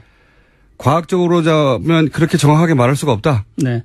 그러니까 그 근거를 말씀드리면 반감기가 7일이라는 건 인체에서 상당히 천천히 배출되는 화학물질이거든요. 아, 7일이면 네. 천천히 되는 거예요? 네, 천천히 배출되는 건데 이게 바로 살충제하고 농약의 특징입니다.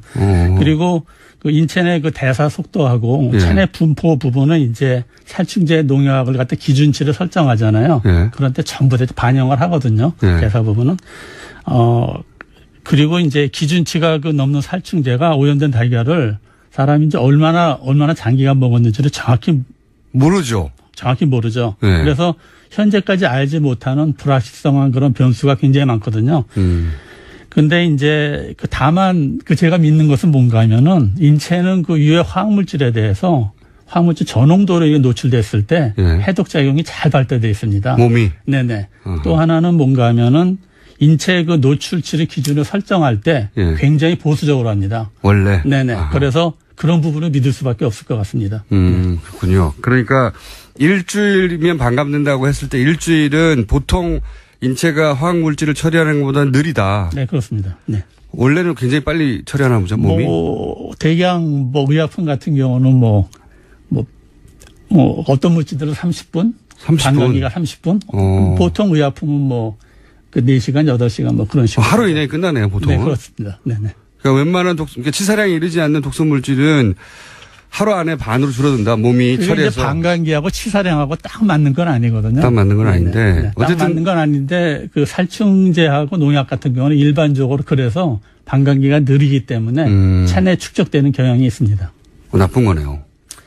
그러니까 그게 꼭 유해성하고 링크되는 건 아니라고 이제 말씀드리고 싶습니다. 이 농약 관련 물질들의 특징은 네. 반감기가 느리다. 네, 그래서 게다가 그걸 얼마나 오래 먹었는지 모르기 때문에 네. 딱 잘라서 말할 수 없다, 과학적으로. 네, 그렇죠. 네.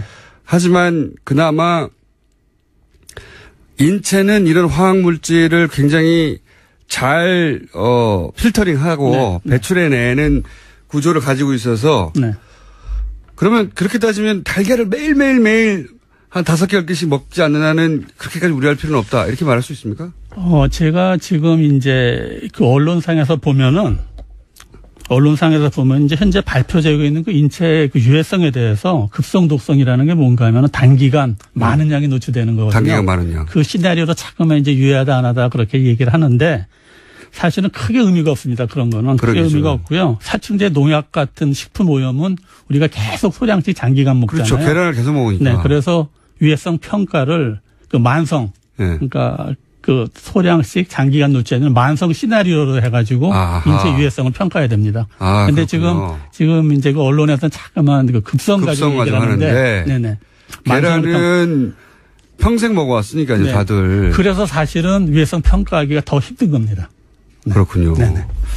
지금 발표되는 것은 과학적으로 틀렸다기보다 네. 적절한 기준이 아니다. 이것은 만성일 경우 어떤가 하고 테스트를 해봐야 되는 거다. 그렇죠. 그러니까 네. 그거를 갖다가 이제 시뮬레이션을 해봐야 되는데요. 만성으로 노출됐을 때 네. 인체 유해성이 어떻게 10년 되는가. 동안 계란을 일주일에 하나씩 먹었을 때 어떻게 되느냐 이런 거잖아요. 네, 그렇죠. 네. 근데 저희가 언제부터 이런 농약이 거 사고가 있었는지를 정확히 모르니까. 하기 때문에 사실은 그래서 제가 아까 말씀드린 불확실성한 그런 변수가 너무 많다는 겁니다. 아직 있다. 네. 다만 기대할 수 있는 것은 신체는 그런데 빨리 적응하고 네네. 빨리 네, 대출하는 좋습니다. 편이다. 네. 거기까지고요. 그 이상 정밀하게 하는 건 어렵다고 합니다. 네. 그러니까 이건 정부가 이건 인체에 유해합니다, 무해합니다라고 단정할 수가 없는 상황이네요. 없죠. 네네. 과학자들도 단정할 수 없고. 물론입니다. 네네. 그게 맞답니다. 하지만 저는 계란을 계속 먹긴 먹을 것 같긴 한데. 자, 인체 해독, 그러니까 인체의 독성 부분은 그렇고요. 그런데 이제 언론에서 계속 나오는 얘기가 이게 이제 시중에 달걀이 이런 살충제 문제가 많다는 거를 전문가들은 이전부터 알고 있었다. 네네. 라는 얘기가 언론을 통해서 조금씩 나와요. 네네. 교수님도 알고 계셨던 거죠? 네, 그렇습니다. 사실 과학자들은 예. 이런 연구 결과나 논문 결과를 가지고 얘기하지 이렇게 그 공적인 자리에서 들은 사실을 가지고 잘 얘기를 하지 않거든요. 교수님, 자꾸 마이크가 귀로 갑니다. 네네. 죄송합니다. 네. 네. 근데 이 사태가 중요한 만큼 제가 예. 간략하게 말씀드리겠습니다. 예. 여러 해 전부터. 네, 시중 달걀에 문제가 많다는 얘기를 정부 관리로부터 많이 들어왔습니다. 아, 정부 관료, 식약처 네네. 같은 곳에서. 하여튼 일반적으로 정부 관료들한테 들어왔는데요. 그리고 정부에서 알고 있었다는 얘기네요. 그런 것 같기도 합니다. 네. 말씀을 조심하시는 것은 네네. 정부 관료가 다칠까 벌어진 거죠. 근데 이제 올해 4월 예. 제가 소비자 연맹에서 예. 달걀 상추제 관련 회의에 참석을 했거든요. 예. 근데 사실은 그 사실을 저만 알고 있는 줄 알았는데 그게 아니더라고요. 참석했던 몇몇 분들도 알고 있더라고요, 이미. 아하, 네네. 달걀이 몇 년 네네. 전부터 이게. 네, 문제가 있다는 거. 이런 농약 관련 문제가 있다는 거를 그 분야 전문가 몇몇은 이미 알고 있더라. 네네. 그리고 정부 해당 부처의 관리도 알고 있었다는 얘기 아닙니까? 네, 그럴 수도 있을 것 같습니다. 그 이야기를 그 관리한테 들으셨으니까. 네네. 알고 있어야지 그분이. 네, 그렇습니다. 네. 예. 그렇군요. 그러면은 몇 년 전부터 이 해당 정부 부처에서는 달걀에 이런 문제가 있을 수 있다는 거를 알고 있었는데도 왜 아무런 조치가 없었을까요? 제가 생각할 때는요. 네. 정부 부처는 시끄러워질 수 있는 문제를 피하는 경향이 이제 강합니다. 원래 그렇긴 하죠. 네, 그래서 그렇기 때문에 이제 모니터링을 갖다가 적극적으로 해보지 않았을 가능성이 있거든요. 아, 그러니까 아예 그런 문제가 있지만 네. 모니터링을 하면 문제가 드러날 테니까 내버려뒀다. 네. 근데 이제 정부 관리들은 이런 복잡한 사안들이 있잖아요. 근데 복잡한 사안이나 문제에 걸리면 잘해봐 본전이라는 의식이 이제 배경에 깔려 있거든요. 그래서 아마 제가 생각할 때 새 정부에서는 이런 국민 안전 그런 현안 문제를 해결할 수 있는 적극적으로 해결할 수 있는 그런 이제 분위기를 만들어야 됩니다. 네, 그래서 실제 사실은 정부에서 부처에서 이런 현안 문제를 해결하고 그러면 큰 업적이지 않습니까? 부처에. 그렇죠. 네, 큰 업적이고 또 공무원들은 자부심을 느낄 수 있잖아요. 근데 이제 이런 언론이나 정치권에서 막 비판을 하고 이러기 때문에 이런 문제를 꺼내봐요. 그러니까 잘해봐야 본전이라는 그런 의식이 좀 많이 깔려 있고요. 또 하나는 이제 과학자들 입장에서 보면 사실은 각 부처에서 수행했던 그런 연구 결과가 전부 다 비공개로 되어 있습니다. 그러니까 사실은 이러한 자료를 갖다가 이제 접근하기가 매우 어렵죠. 그래서 사실은 이러한 것 때문에 학계에서 이런 문제 제기라든가 해결이 매우 어려운. 정부가 공개를 안 하기 때문에. 네, 그런 구조로 되어 있습니다. 소비자 입장에서 불만은 또 뭐냐면요. 네. 예를 들어서 정부 부처에서 어떤 무슨 음식이 문제가 있다. 네. 또는 어떤 업체가 문제가 있다. 네. 또는 무슨 휴지에서 무슨 물질이 검출됐다. 네. 이러면은 정확하게 그 업체명을 알려줘야 우리가 그걸 피해갈 거 아닙니까? 그렇죠. 네네. 근데 그걸 안 알려줘요. 그러면 불안만 가중되고 도대체 어떤 제품을 피해야 되는지를 알려주질 않아요. 네네. 소비자 입장에서는 그게 불만인데 학자들 입장에서는 그 자료를 공개하지 않으니까 또 불만인 거죠. 네네. 그러면 그 정부는 그런 문제가 있다는 걸 알면서도 그냥 쉬쉬하고 넘어가는 거 아닙니까? 글쎄, 그거는 제가 정확하게 말씀드리기가 어렵고요. 적어도 이 달걀의 그렇죠. 경우에는 몇 년 전부터 그렇죠. 알고 있었던 네네. 문제인데 적극적으로 정부가 나서서 대처하지 않았던 거 아닙니까? 그죠? 네, 그렇습니다. 그건 명백한 거 아닙니까? 네네. 이번에 이게 이제 본격적으로 불거진 것은 그 유럽에서 살충제 달걀이 나오니까 본격적으로 불거진 거네요. 네네. 그렇게 이해하면 되는 거죠.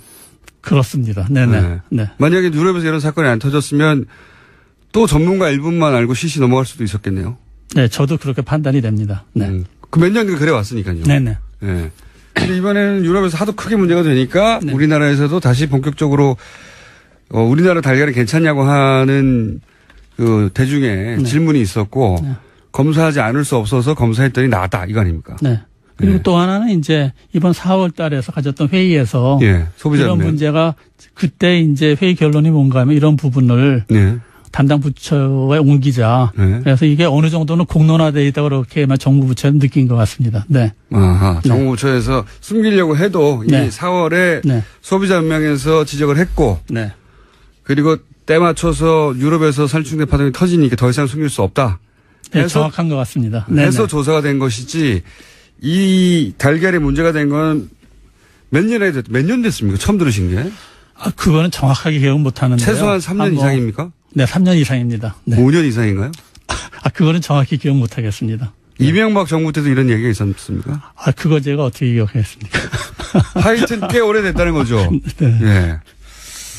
그렇군요. 그러면은 그 사이에 그 얘기를 듣고서 계란을 잘 못 드셨겠네요? 아, 네. 네. 좀 부담됐습니다. 네네. 아니, 교수님 혼자 하시고, 그거를 저희도 말을 주셔야지, 예. 제가 말씀드렸지만 학자들은 근거가 없이 얘기하기를 안 그렇죠. 했거든요. 듣긴 들었는데, 네. 데이터가 없는데 뭐, 어떻게 말을 하냐. 네, 그렇죠. 네네, 그렇습니다. 예, 라고 피해가시는군요. 네. 하여튼 그래서 몇 년 전에 이미 들으셨고, 그래서 찜찜해 하면서 계란을 드셨군요. 네, 정확히 말씀드리면 그렇습니다. 네.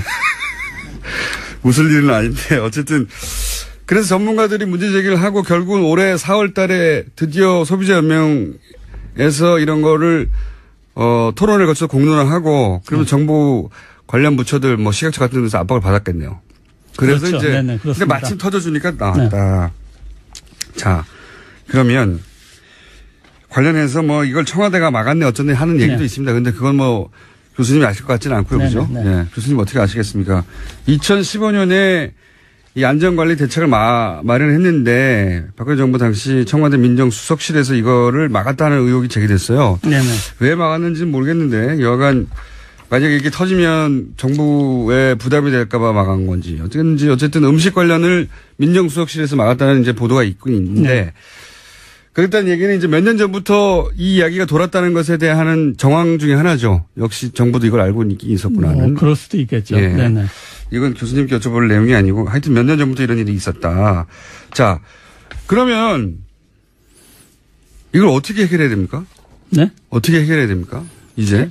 해결이요? 예, 전문가, 그러니까 과거 몇 년 동안 있었던 일은 그렇고 네. 지금 당장 어떤 농가들이 몇 개나 그런 살충제를 썼는지는 조사하고 있고 네. 거의 전수 조사를 통해서 밝혀지고 있는데 뭐 조사가 부실해서 좀 더 조사해야 된다는 얘기도 있긴 하지만 전수 조사를 다 했어요. 네. 다 했는데 그럼 앞으로 이걸 어떻게 바꿔야 되는 겁니까? 전문가로서.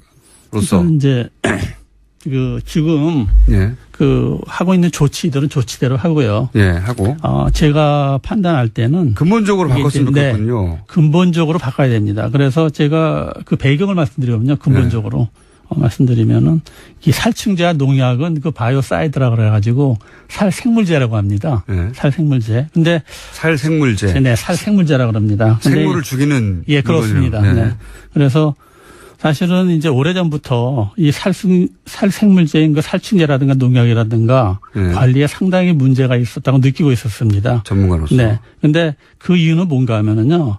그러니까 이 농축산물을 생산하는 그런 그 부서가 네. 살생물제를 갖다 허가하고 있거든요. 근데 이거는 그러니까 생산하는 부서가 허가하고 규제한다는 것이 상당히 모순입니다. 그래서 선진국에서는 사실은 이 생산하고 규제는 그 완전히 분리시키는 그런 원칙에 따라서 하고 있고요. 네. 우리나라 같은 그런 그 제도를 갖고 있는 그런 선진국은 없습니다. 식약처에서 이 농약을 관리하면 안 된다는 거죠. 아니요, 그 말씀이 아니고요. 그럼요. 그러니까 지금 크게 나눠서 예. 농약 관리는 허가 부분이 있고요. 허가. 허가 부분이 있고 시판 후에 관리 부분이 있습니다. 허가 시판. 예. 네. 그러니까 허가하는 거는 사실은 유해성 자료나 다음에는 그런 효능이 있다거나 유통이나 사용 용도라는 걸 다 보고 허가하는 거고요. 다음에 이제 관리는 이제 시판이 되고 있으니까 식품이나 환경 내 오염 같은 걸 다 관리해야 되거든요. 그래서 그런 이제 그 두 가지가 있는데 기능이 일단 그러니까 농축산물을 생산을 하는데 허가하는 게 모순이라고 지금 말씀드리고 있는 거거든요. 생산하는 거를 관리하는 것은 그게 마치 뭐하고 비슷한가 하면은 자기가 시험 문제 출제하고 셀프 채점하는 거랑 비슷하거든요. 아하. 네.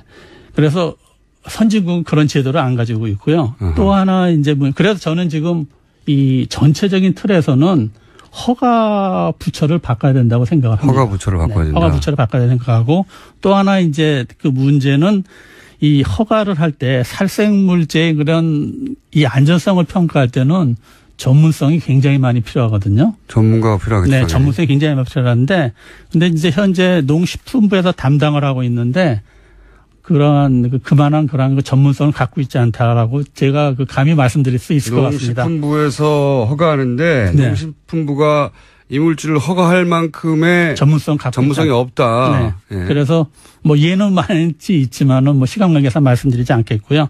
그래서 살생물제를 사실은 허가하는 건 부처이지 권한이거든요. 그래서 더욱 중요한 거는 시판의 관리거든요.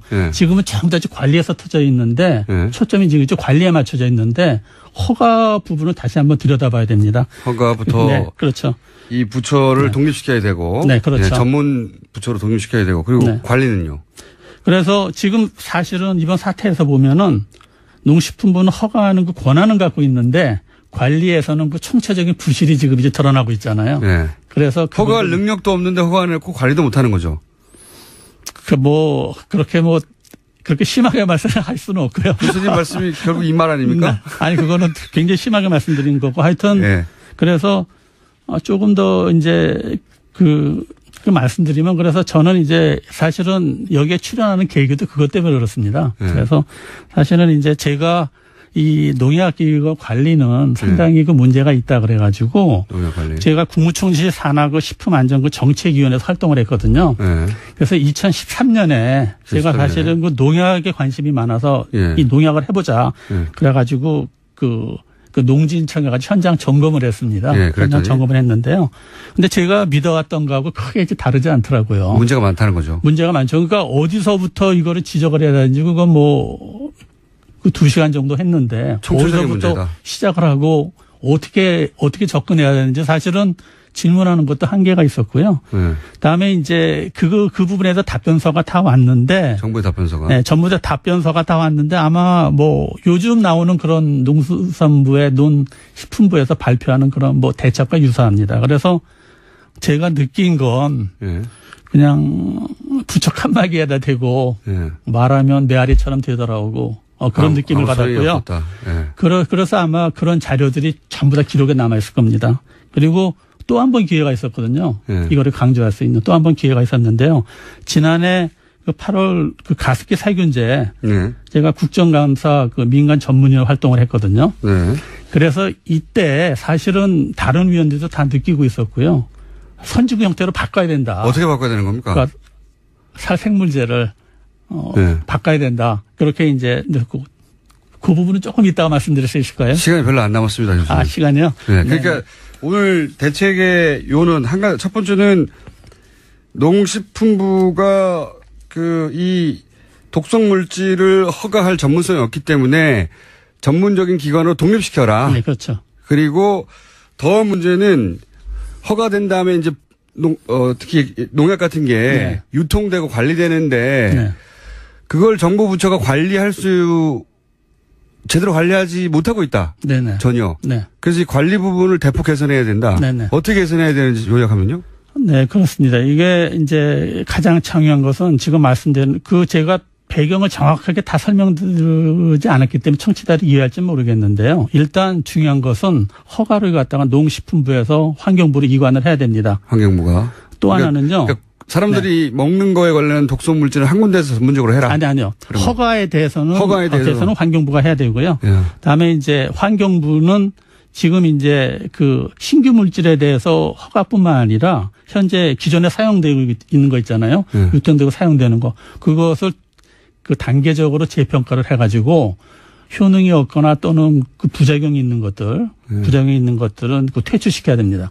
그리고 이제 두 번째는 그 허가가 일단 나면 환경부하고 농식품부, 식약처하고 역할 분담을 명확하게 해야 됩니다. 역할 분담을 명확해라. 네. 그래서 예를 들어 환경부는 이제 대기 수질 골프장에서 농약을 관리를 하고요. 그다음에 농식품부에서는 현재 논의되고 있는 그런 부분들을 관리를 하고 또 식약처는 이런 그 유통되거나 그런 사용되고 있는 살생물질의 식품 내 허용 기준치를 선진국 수준으로 맞춰야 되고요. 교수님 그건 청와대하고 얘기하셔야 될 내용 같고요. 아 그렇습니까? 네네. 예. 하여튼 네네. 그렇고 네. 역할 분담을 분명히 해야 되고 네. 관리 부분은 마지막으로요. 네. 관리 부분이요. 예. 관리 부분은 이제 이렇습니다. 지금 현재 이제 이 먹거리 안전을 위해서 예. 모니터링 시스템이 있잖아요. 예. 모니터링 시스템이 있는데 그런 살생물제 식품 내 그 오염을 파악하기 위해서 그러니까 농축산물 생산 현장에서는 농식품부가 모니터링하고요. 예. 다음에 식품의 그 유통 그 소비 현장에서는 이제 이 식약처가 모니터링하는 그런 그 더블 체킹 시스템 있잖아요. 그래서 생산 현장하고 다음에 소비되는 현장에서 이런 살생물제 예. 모니터링을 해가지고 양부처가 예. 이 자료를 갖다 공유하는 거 이게 아마 가장 바람직하게 국민 먹거리 안전을 갖다 유지하는 그런 게 아닌가 그런 생각이 듭니다. 네. 예, 전문적인 영역이고. 네. 정부 그렇습니까? 정부 부처가 해야 될 일인데 네. 전문가가 보시기에 요약을 하면 이미 오래전부터 불거진 문제인데 관료들은 이걸 그냥 덮고 있었고 네. 정부도 이 문제를 알고 있었던 것 같은데 제대로 대처를 안 했고 네. 이번에 이렇게 크게 불거졌으니 네. 아예 독성물질 허가는 환경부가 네. 주관하도록 하고 네. 그리고 이 관리 체계는 전면적으로 개편해야 된다. 네, 그렇습니다. 네, 네. 농약이 실제 어떻게 쓰이고 그 농약에 쓰인 농산물들이 어떻게 유통되는지 지금 전혀 관리가 안 되고 있다는 거죠, 네. 제대로. 네. 네. 어려운 문제네요. 어려운 문제죠. 그래서 이게 하루아침에 다 구축할 수는 없지만 네. 이 큰 그림을 잡고요. 예. 그러니까 살생물제에 대해서 큰 그림을 잡고 하나씩 이렇게 풀어나가는 그런 과정이 필요할 것 같습니다. 그래서 이런 문제가 불거지고 나서도 여전히 계란을 드시긴 드십니까? 네. 계란을 드시긴 드십니까? 네, 어제 저녁에 먹었습니다. 네, 교수님이 드시기 때문에 저희도 먹는 거로 그럼 일단. 그게 제일 궁금했거든요. 네. 예. 몇 년 전부터 이 사실을 알고 있고 독성 전문가가 계란을 드시긴 드신다고 합니다.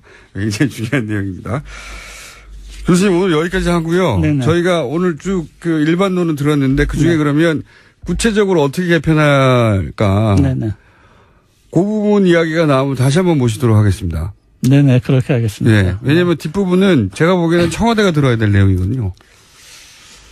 청와대에서 연락 없었습니까 혹시? 아니, 그런 건 아니고요. 네. 그런 건 아니고 저는 이제 여러 번 그런 경험을 했는데 이게 꼭 벽에다 대고 얘기하는 것 같고 하기 때문에 조금 이런 부분들은 전체적인 거를 갖다가 이제 이런 사태가 사실은 계속 반복되잖아요. 지금까지. 그렇죠. 음식에 반복되고 관해서. 하는 거에 이거를 끊으려면 농약 이 다이가 사충제 문제로만 바라보면 이런 문제를 끊을 수가 없거든요. 농약만 바라보면 안 되고. 네. 그래서 전체 그림을 바라보는 게 필요하다. 네. 그러니까 이제 제가 말씀드린 거고 다음에 제가 출연한 중요한 계기가 뭔가 하면요. 예.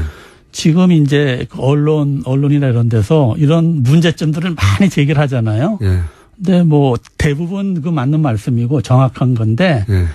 전체적으로 봤을 때는 좀 강론입니다. 그래서 강론에 불과하다. 네네. 그래서 이거를 총론을 잡고 얘기하는 게 좋겠다. 그래서 누군가는 얘기해야 되지 않느냐. 그래서 제가 사실은 방송에 출연을 안 했는데 처음 나오신 거 알고 있습니다. 네네. 감사하고요. 그러니까 언론이 강론을 제기하는데 이 문제는 해결될지 몰라도 또 다른 문제가 터질 것이다. 네. 음식 관련해 가지고. 네네. 그러니까 이게 총론을 한번 들여다봐야 된다. 네, 그렇습니다.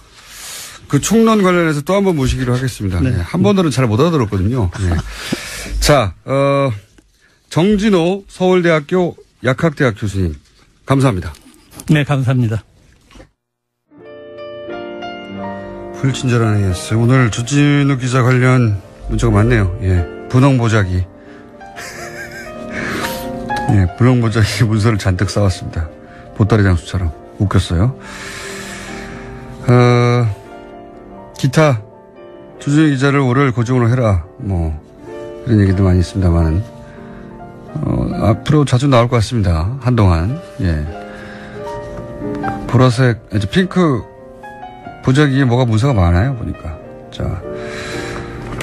그리고 저희 발음 관련해서 또 얘기 나왔네요. 월요일 아침에 공장장에 살충제 이름을 읽게 하다니 너무 잔인하다. 네, 여기까지 하겠습니다. 자, 르몽드 득볼마티크. 오늘도 발음 새는데 한번 해봤습니다. 네, 편집장이셨고 편집위원도 하셨고 인문결 연구소 소장님 임상훈 소장님입니다. 자, 오늘 어떤 외신입니까? 네, 인사도 안 하고 바로 인사를 시키셔야죠. 예. 안녕하십니까. 저도 당황해가지고 인사도 안 하고 바로 입을 여는 순간 인사라고 보시면 됩니다. 자. 네, 오늘 프랑스 얘기부터 시작을 해볼까 싶습니다. 네, 프랑스 전공이시잖아요. 전공 중에 전공. 뭐 그건 아니지만 어쨌든 자, 프랑스의 마크롱 대통령이 문재인 대통령하고 비슷한 시기에 당선이 됐죠. 네. 거의 비슷합니다. 그래서 오늘이 취임 100일이 되는 날입니다. 네. 며칠 있다가 당선됐어요? 네, 당선은, 지난주 월요일이 100일이 된 것이고요. 당선된 지 100일. 그 다음에 오늘은 취임 100일. 맞아가지고 우리나라 이제 언론에서도 가끔 보도가 되죠. 문재인 대통령의 100일과 비교를 했을 때 이 지지율이 너무 많이 떨어졌다 하고 있다. 네. 이런 이제 보도가 이제 많이 나오기도 했는데 이제 프랑스 에서도 그런 취임 100일이 맞았으면 얼마나 좀 크게 무슨 뭔가도 열고 행사를 할 수 있을 법도 한데 굉장히 조촐하게 그냥 조용히 넘어가는 그런 현상이 지금 나오고 있습니다. 그러니까 보통 그래도 취임 100일이면은 프랑스 대통령도 임기가 5년이거든요. 그러면은 초반에 해당되고 프랑스에서도 허니문 기간이라는 것이 있는데 우리나라처럼 그 기간 이 정도면은 100일이면은 이렇게까지 많이 떨어지기가 아직은 뭐 한 60% 정도는 그렇죠. 누려야 쉽지가 않은데 누려야 되는데 어떻게 이렇게 될 수가 있을까 여러 가지 이제 분석이 나오고 있어서 이제 그런 얘기를 좀 해볼까 하거든요. 뭐 반면교사가 될 수도 있고 근데 이게 마크롱 대통령 같은 경우에 일단 우리가 이제 과거에 당선됐을 당시에도 이제 그런 얘기를 나눴었잖아요. 이제 마크롱 대통령의 당선의 어떤 비결 이유라는 것도 될 수가 있고, 그러니까는 무엇 때문에 이제 마크롱 대통령이라고는 39살이죠. 정치 경력도 전무한 그런 사람이 대통령이 될 수 있을까? 장관 짧게 한번 한 사람인데. 그렇죠. 장관. 한 잠깐 이제 경력이 그것이 다인데 어떻게 이제 가능했을까? 이제 그때 잠깐 우리가 언급을 했었죠. 일단 프랑스의 국민들의 첫 번째 지금 과제는 우리나라의 지난 대선 때 첫 번째 과제는 아무래도 국민들이 원하는 것은 적폐청산 뭐 이게 첫 번째 화두 아니었습니까? 그때 프랑스의 첫 번째 과제라고 할 수 있을까요? 국민들의 여망은 뭐였냐면은 극우 정당 인민전선은 막아야 된다. 이게 이제 첫 번째였었어요. 그러니까는 무슨 얘기냐면 누가 나와도 인민전선만 막으면 누구나 찍어주겠다. 그러니까 극우파만 막아주면 누구나 찍어주겠다라는 그런 구도 하에서 주요 후보가 5개 정당의 후보가 있었는데. 그 얘기 전에 짧게. 네. 프랑스의 극우 주장들을 보고 있으면. 네. 우리나라의 우파보다 더 온 거네요. 저 거기까지는 얘기 안 하려고 그랬는데 맞습니다.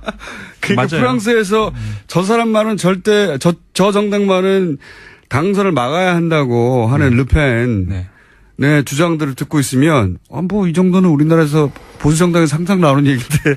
그러니까는 지금 아까 제가 5개 정당 얘기했잖아요. 인민전선이 극우파 가장 오른쪽에 그다음에 공화당 우파라고 할 수 있는 그다음에 지금 마크롱 대통령이 만든 전진하는 프랑스라는 이름의 정당 가운데 있죠. 그다음에 그 왼쪽으로 사회당이 있고요. 그다음에 더 왼쪽으로 저항하는 프랑스라고 하는 정당이 있습니다. 우리나라에서는 굴복하지 않는 프랑스라고 번역을 많이 하던데 너무 기니까 저항하는 프랑스 이게 정확합니다.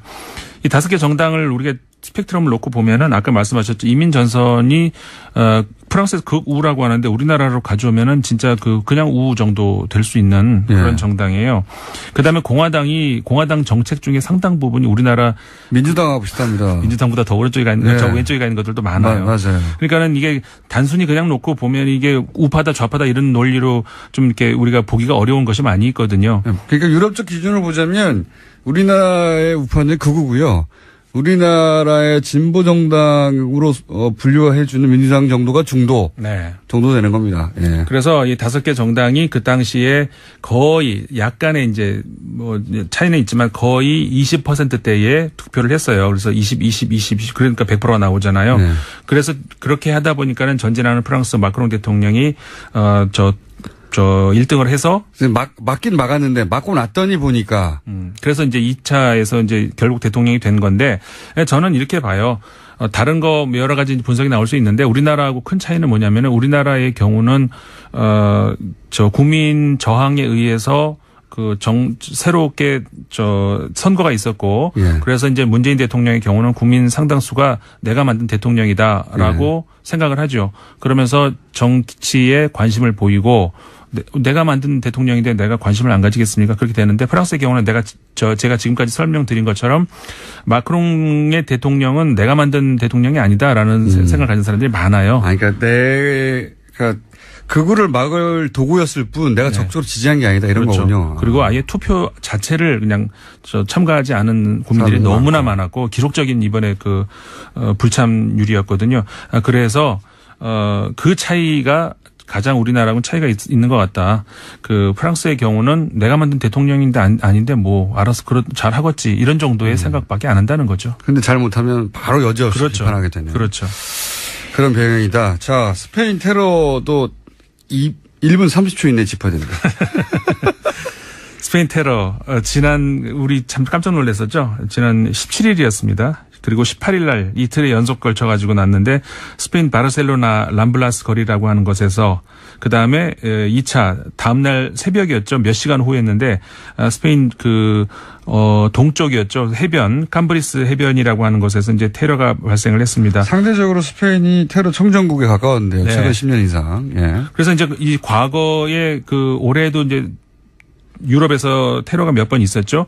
그런 것들과 비교를 했을 때 공통점이 있고 차이점이 있다면은 공통점이라고 한다면은 우리가 정말 우려스러운 것 중에 하나는 이제 뭐 칼, 자동차, 다시 말해서 우리가 일상생활에서 손쉽게 접하는 그런 것들. 그게 테러 무기가 그리고 관광객도 여지없이 대상이 되는 민간인. 다시 말해서 소프트 타겟이 일상화됐다는 것.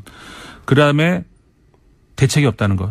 사실상 막을 수가 없어요. 자동차를 가지고 테러를 하면 이건 막을 방법이 정말 없습니다. 길거리에 자동차 중에 누가 테러 범인지 어떻게 합니까? 그렇죠. 예. 그래서 일상의 공포를 만들려고 한 거죠. 목적이. 네. 이게 어떻게 보면 우리가 뭐라고 할까 긍정적인 메시지를 굳이 끄집어낸다면은 그만큼 유럽이 총기라든가 이런 것들에 대한 강화가 뭐 좀 효과가 있다라고 생각을 할 수가 있는 거죠. 하지만 이번 스페인 테러의 경우에 사전에 어떤 한 가옥에서 폭탄을 만들다가 실패했다는 그런 정황이 좀 나오고 있지 않습니까? 그렇기 때문에 이 점은 우리가 좀 쉽게 볼 수 있는 문제가 아니고 특히 이 사람들이 칼리프 제국을 리베리아 반도에다가 다시 우리가 회복을 해야 되겠다 이런 말까지 요즘 하고 있거든요. 여기까지 해야 될 것 같습니다. 한 번 더 다뤄야 되겠네요. 김상훈 소장님이었습니다. 감사합니다. 네, 감사합니다. 김원준이었습니다. 안녕. 네. 사단법인 뉴라이트에서 이름을 바꾼 곳입니다. 자, 보수 개신교가 왜 이런 일에 연루되어 있는지도 이걸 꼭 따져봐야 될 거라고 봅니다. 개인도 있고 단체 수준에서도 있을 거라고 보는데. 다음 뉴스는요? 네, 계속해서 관련된 뉴스입니다. 인터넷 여론조작 작업에 참여했던 한 인사가요, 내부 고발을 또 했습니다. 경향신문과의 인터뷰에서인데요, 동화작가 송명문 씨입니다. 2012년 대선 당시에 문재인 후보를 비방하는 인터넷 사파 작업했다라고 증언한 건데요. 2012년 10월부터 12월 중순까지 건당 5만 원 받고 만화에 말풍선을 채워넣는 일을 했다라는 겁니다. 구체적으로 내용을 보면요, 문재인 후보가 아방궁에 산다거나 300만짜리 소파에 60만 원짜리 안경테 쓰고 앉아있다. 이런 내용입니다. 안경테 또 나왔네요. 그런 만화를 그리면 비방하는, 거기다가 이제 만화를 그리는 사람은 따로 있고 그 만화에 말풍선을 채운 사람 따로 있었고, 이분의. 자신은 말풍선을 채워 넣었다는 그렇죠. 건데요. 이런 만화에, 예. 누가 돈을 줬는지 모른다는 거고, 예. 그리고 나뿐만 아니라 여러 사람이 그런 일을 했다는 거고. 예, 한 달에 최대 70만 원 받았다라고 하고요. 한 건당 5만 원씩. 그리고 막판에는 또 돈을 못 받았다라고 합니다. 떼먹었군요. 그리고 나서 그렇게 그리면 지금 아까 얘기했던 그런 보수단체, 예, 보수단체 무슨 청년연대 이런 데서 뿌리는 거죠. SNS 통해가지고. 예, 이렇게 조직적으로 한 거예요. 이 돈이 다 어디서 나왔나 철저히 파헤쳐서 연루된 사람들은 다시는 공직에 있지 못하게 해야 되고 지시한 사람들은 엄벌에 쳐야 되죠. 일단 국가 세금을 하지 않겠습니까? 자기 주머니 돈을 털었을 리가 있나요, 이런 거에. 자, 다음 뉴스는요. 예, 적폐청산 관련해서 계속 뉴스 전해드리면요. 지금 공식적으로 국정원이 꼽고 있는 적폐청산 리스트가 14가지입니다. 그중에 또 하나 내용인데요. 우병우 전 민정수석과 관련된 국정원 내부 보고서도 언론에 폭로가 됐습니다. SBS가 보도한 내용인데요. 국정원의 국내 정보 수집을 총괄했던 추명호 전 국장이 우 전 수석과 지나친 유착관계에 있다라는 보고서 내용이 담겨 있다고 합니다. 국정원 보고서가 그렇다는 거죠. 예, 그렇죠. 관련해서 이미 이 내용들은요, 지난해 10월 달에 최순실 게이트 터지면서 나오긴 했었는데요. 국정원은 그것보다 1년 8개월 전에 이미 알고 있었다라는 거죠. 국정원이 뭐 최순실 모를 리가 있습니까? 이 추 전 국장은 결국 최순실 라인 아니냐, 이런 의혹을 계속 받아왔죠. 이 3인방한테 직보했다. 예, 직보했다. 국정원 내에도 예, 최순실 라인이 있었던 것이고, 그 연결고리의 추국장인 해당 장관은요, 지난 17일에 국회에 출석해서 프로노빌, 그러니까 지금 문제가 되고 있는 성분에 대해서는 검출되지 않았다라고 밝히면서도요, 비펜트린이라는 성분이 검출된 사실은 아예 언급하지 않았다라고 지적하고 있습니다. 그리고 식약처에서 이 계란 안전에 관한 종합대책을 이미 만들었었는데 시행을 하지 않았다, 이런 뉴스도 있지 않습니까? 네, 또한 국민일보 단독 보도인데요. 식품의약품안전처가 1년 전에 계란 안전에 관한 종합대책을 만들고도 발표 시행하지 않았다라는 겁니다. 그러니까 김영건 의원실 입수한 자료에 따른 내용인데요. 계란 안전 관리 대책 초안에 따르면 관련된 문제들이 충분히 지적돼 있었다라고 합니다. 하지만 식약처는 작년에 이것을 공식 발표하지 않았다라고 합니다. 이게 이제 국회 차원에서 처음 거론된 건 작년 10월에 기동민 의원이 이 살충제 계란 문제를 얘기했었어요. 근데 당시 박근혜 정부는 모든 농장에 아무 이상 없다라고 발표를 했었고, 예. 그리고 지금 보도로는 1년 전부터 계획이 있었고 올해 4월에도 검출이 됐는데 발표를 안 했다는 거잖아요. 예. 지금 사실 식약처장이 코드 인사라고 비판하거든요. 코드 인사. 예. 노무현 정부 때 만들어진 단어인데. 원래 이제 정치인은 자기들 정치적 가치관을 국가 정책으로 실현하려고 집권하는 거기 때문에 자기 정치 철학과 같은 사람들로 원래 정부를 구성하는 거예요. 예, 당시 노무현 대통령의 반박이기도 했었습니다. 전 세계가 다 그런 겁니다. 코드가 맞지 않는데 코드를 어떻게 꼽느냐라는 거였는데요. 누가 정반대 주장하는 사람들 정부를 구성합니까? 근데 공격거리가 안 되는데 이걸 공격하는데 식약처장이 지금 코드 인사냐 아니냐는 지금 사태하고는 무관한 거죠. 이게 몇 년간 살충제를 계란에 뿌려온 게 한 달 전에 임명된 식약처장이 뿌리라고 한 게 아니잖아요. 근데 물론 그 누적된 문제를 지금 어떻게 대처할 것인지. 네, 관리 책임도 예. 문제는 있긴 있습니다. 그거는 이제 현 식약처의 비판 받을 수 있는데 그 이전의 문제들, 누적돼 온 기간의 문제들 지금도 대부분 박근혜 정부 시절에 이렇게 적했다는 거 아닙니까? 예. 그리고 최근 3년간 식약처에서 혹은 정부에서 농약 검사를 안 했다는 게 이미 작년 10월에 밝혀졌고. 근데 그 시절에 식약처장이 이렇게 따져 묻는 거는 이건 말이 안 되는, 염치는 있어야죠. 내가 있을 때 검사했었어야 하는데 못해서 죄송하다 하고 사죄를 해도 못할 판에 그걸 따지는 건 정말 웃기는 일이죠. 근데 어쨌든 저희가 이 살충제 계란 관련해서는 오늘 3부에서 독성에 관한 최고 전문가를 모시고 사람들 제일 궁금한 게 그거거든요. 뭐 못해나.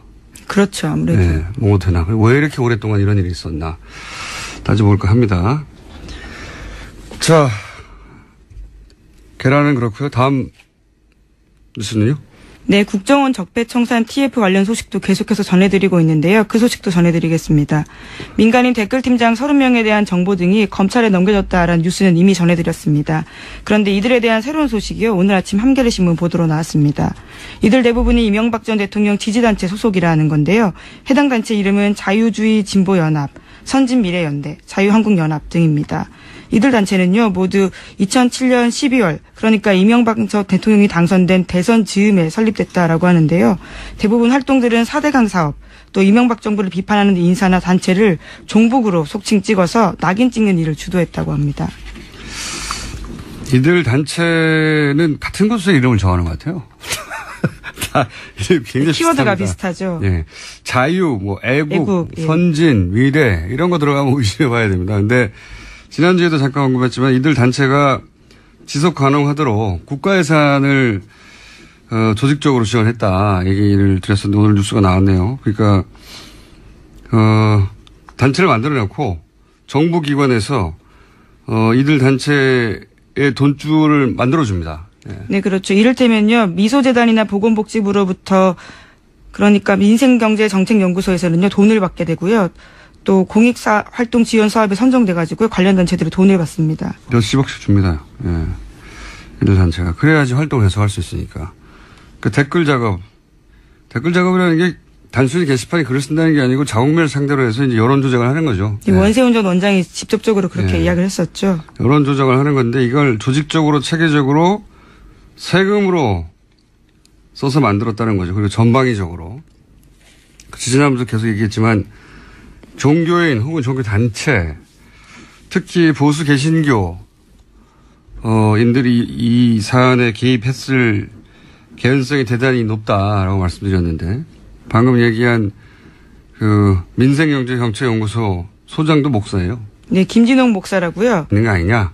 라는 의혹 제기가 있는 겁니다. 내부적으로도 그렇다라는 보고서가 나왔지만요. 추 전 국장은 아무런 징계 없이 퇴사했습니다.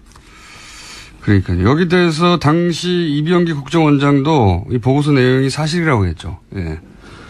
그러니까 최순실 라인이 맞는 거죠. 예.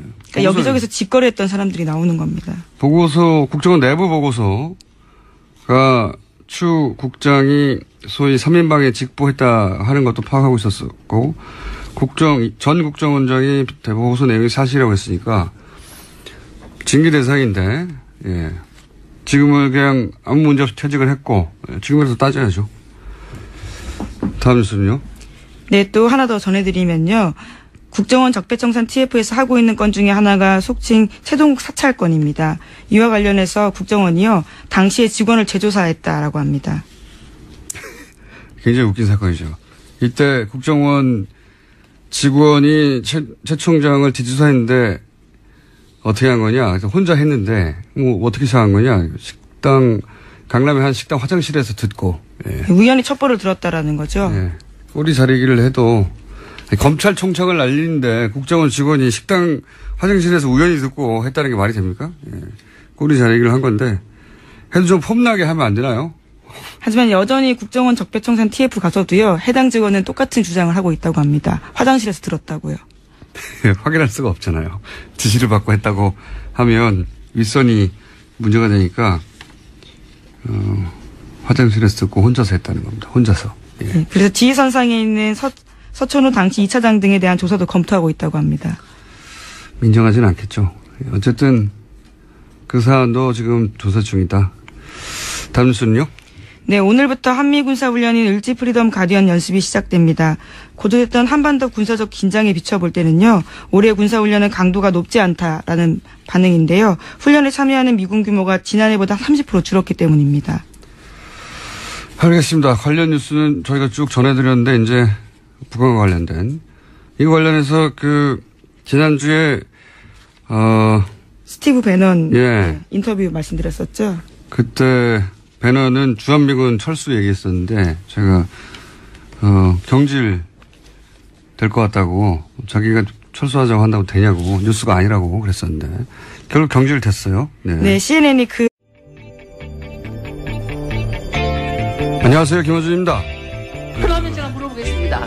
지금 남양주에서 비프로닐이 검출이 됐잖아요. 예. 그러면 그 검출된 것이 어디로 갔습니까? 유청 추리를 알고 있습니까? 어디로 가 있어요, 지금? 추적하고 있고요. 하고 있다는 게 무슨 소리입니까? 지금 지금 추적할 수 있는 그 맵이 다 있는 거냐고요. 중간 그 수입 단계, 그 수입체들한테 가서 다 수거 지금 조치를 하고 있습니다. 수거를 도대체 어디로 간지를 알아야지 수거를 하는데 거기서 간 게 어디로 갔습니까? 자유한국당 김승희 의원이 국회 복지위에서 류영진 식약처장을 상대로 살충제 계란 유통 상황에 대해 질책하는 내용입니다. 류영진 식약처장이 임명된 지 한 달 만에 살충제 계란 사태가 터졌다고 해도 정부의 소관부처장은 제가 한 달밖에 안 돼서 라고 변명할 수가 없죠. 한 달이 아니라 임명 단 하루 만에 사고가 나더라도 국민 정부의 책임을 소관부처의 장에게 묻는 게 당연합니다. 그러라고 정부가 있는 거고 그러라고 부처의 장이 있는 거죠. 그런데 작년 국정감사 때 기동민 의원이 살충제 계란 문제를 최초로 지적하면서 밝힌 바로는 2014년, 2015년, 2016년 계란의 농약 잔류 검사가 전무했습니다. 그렇게 농약 잔류 검사가 전무했던 2014년, 2015년, 2016년에 식약처 차장과 처장을 했던 사람이 바로 김승희 의원이죠. 전 국민이 현 식약처장을 질타해도 적어도 김 의원은 그러면 안 되는 거죠. 똥을 싼 당사자가 똥을 치우는 사람한테 이러는 건 웃기는 겁니다. 김어준 생각하겠습니다. 자, 바람 새는 월요일이 돌아왔습니다. 시사인의 김은지입니다. 네. 계란 사태가 아주 계속되고 있습니다. 네, 지난주에도 계속해서 전해드렸는데요. 관련 뉴스가 있죠? 네, 오늘 아침 한겨레 신문 단독 보도부터 전해드리겠습니다. 네. 농림축산식품부가 지난 4월에서 5월에 이뤄진 친환경 달걀 검사에서 살충제 성분 검출한 다음에 해당 농가의 달걀을 폐기하도록 조치한 사실이 뒤늦게 확인됐다라는 겁니다. 농심부는 폐기 처분을 내린 당시에는 물론이고요. 살충제 달걀 파문이 일고 나서도 이런 내용을 공개하지 않았다라고 지적하고 있습니다. 그렇군요. 4월에 했는데 이미 발표를 하지 않았다. 네, 특히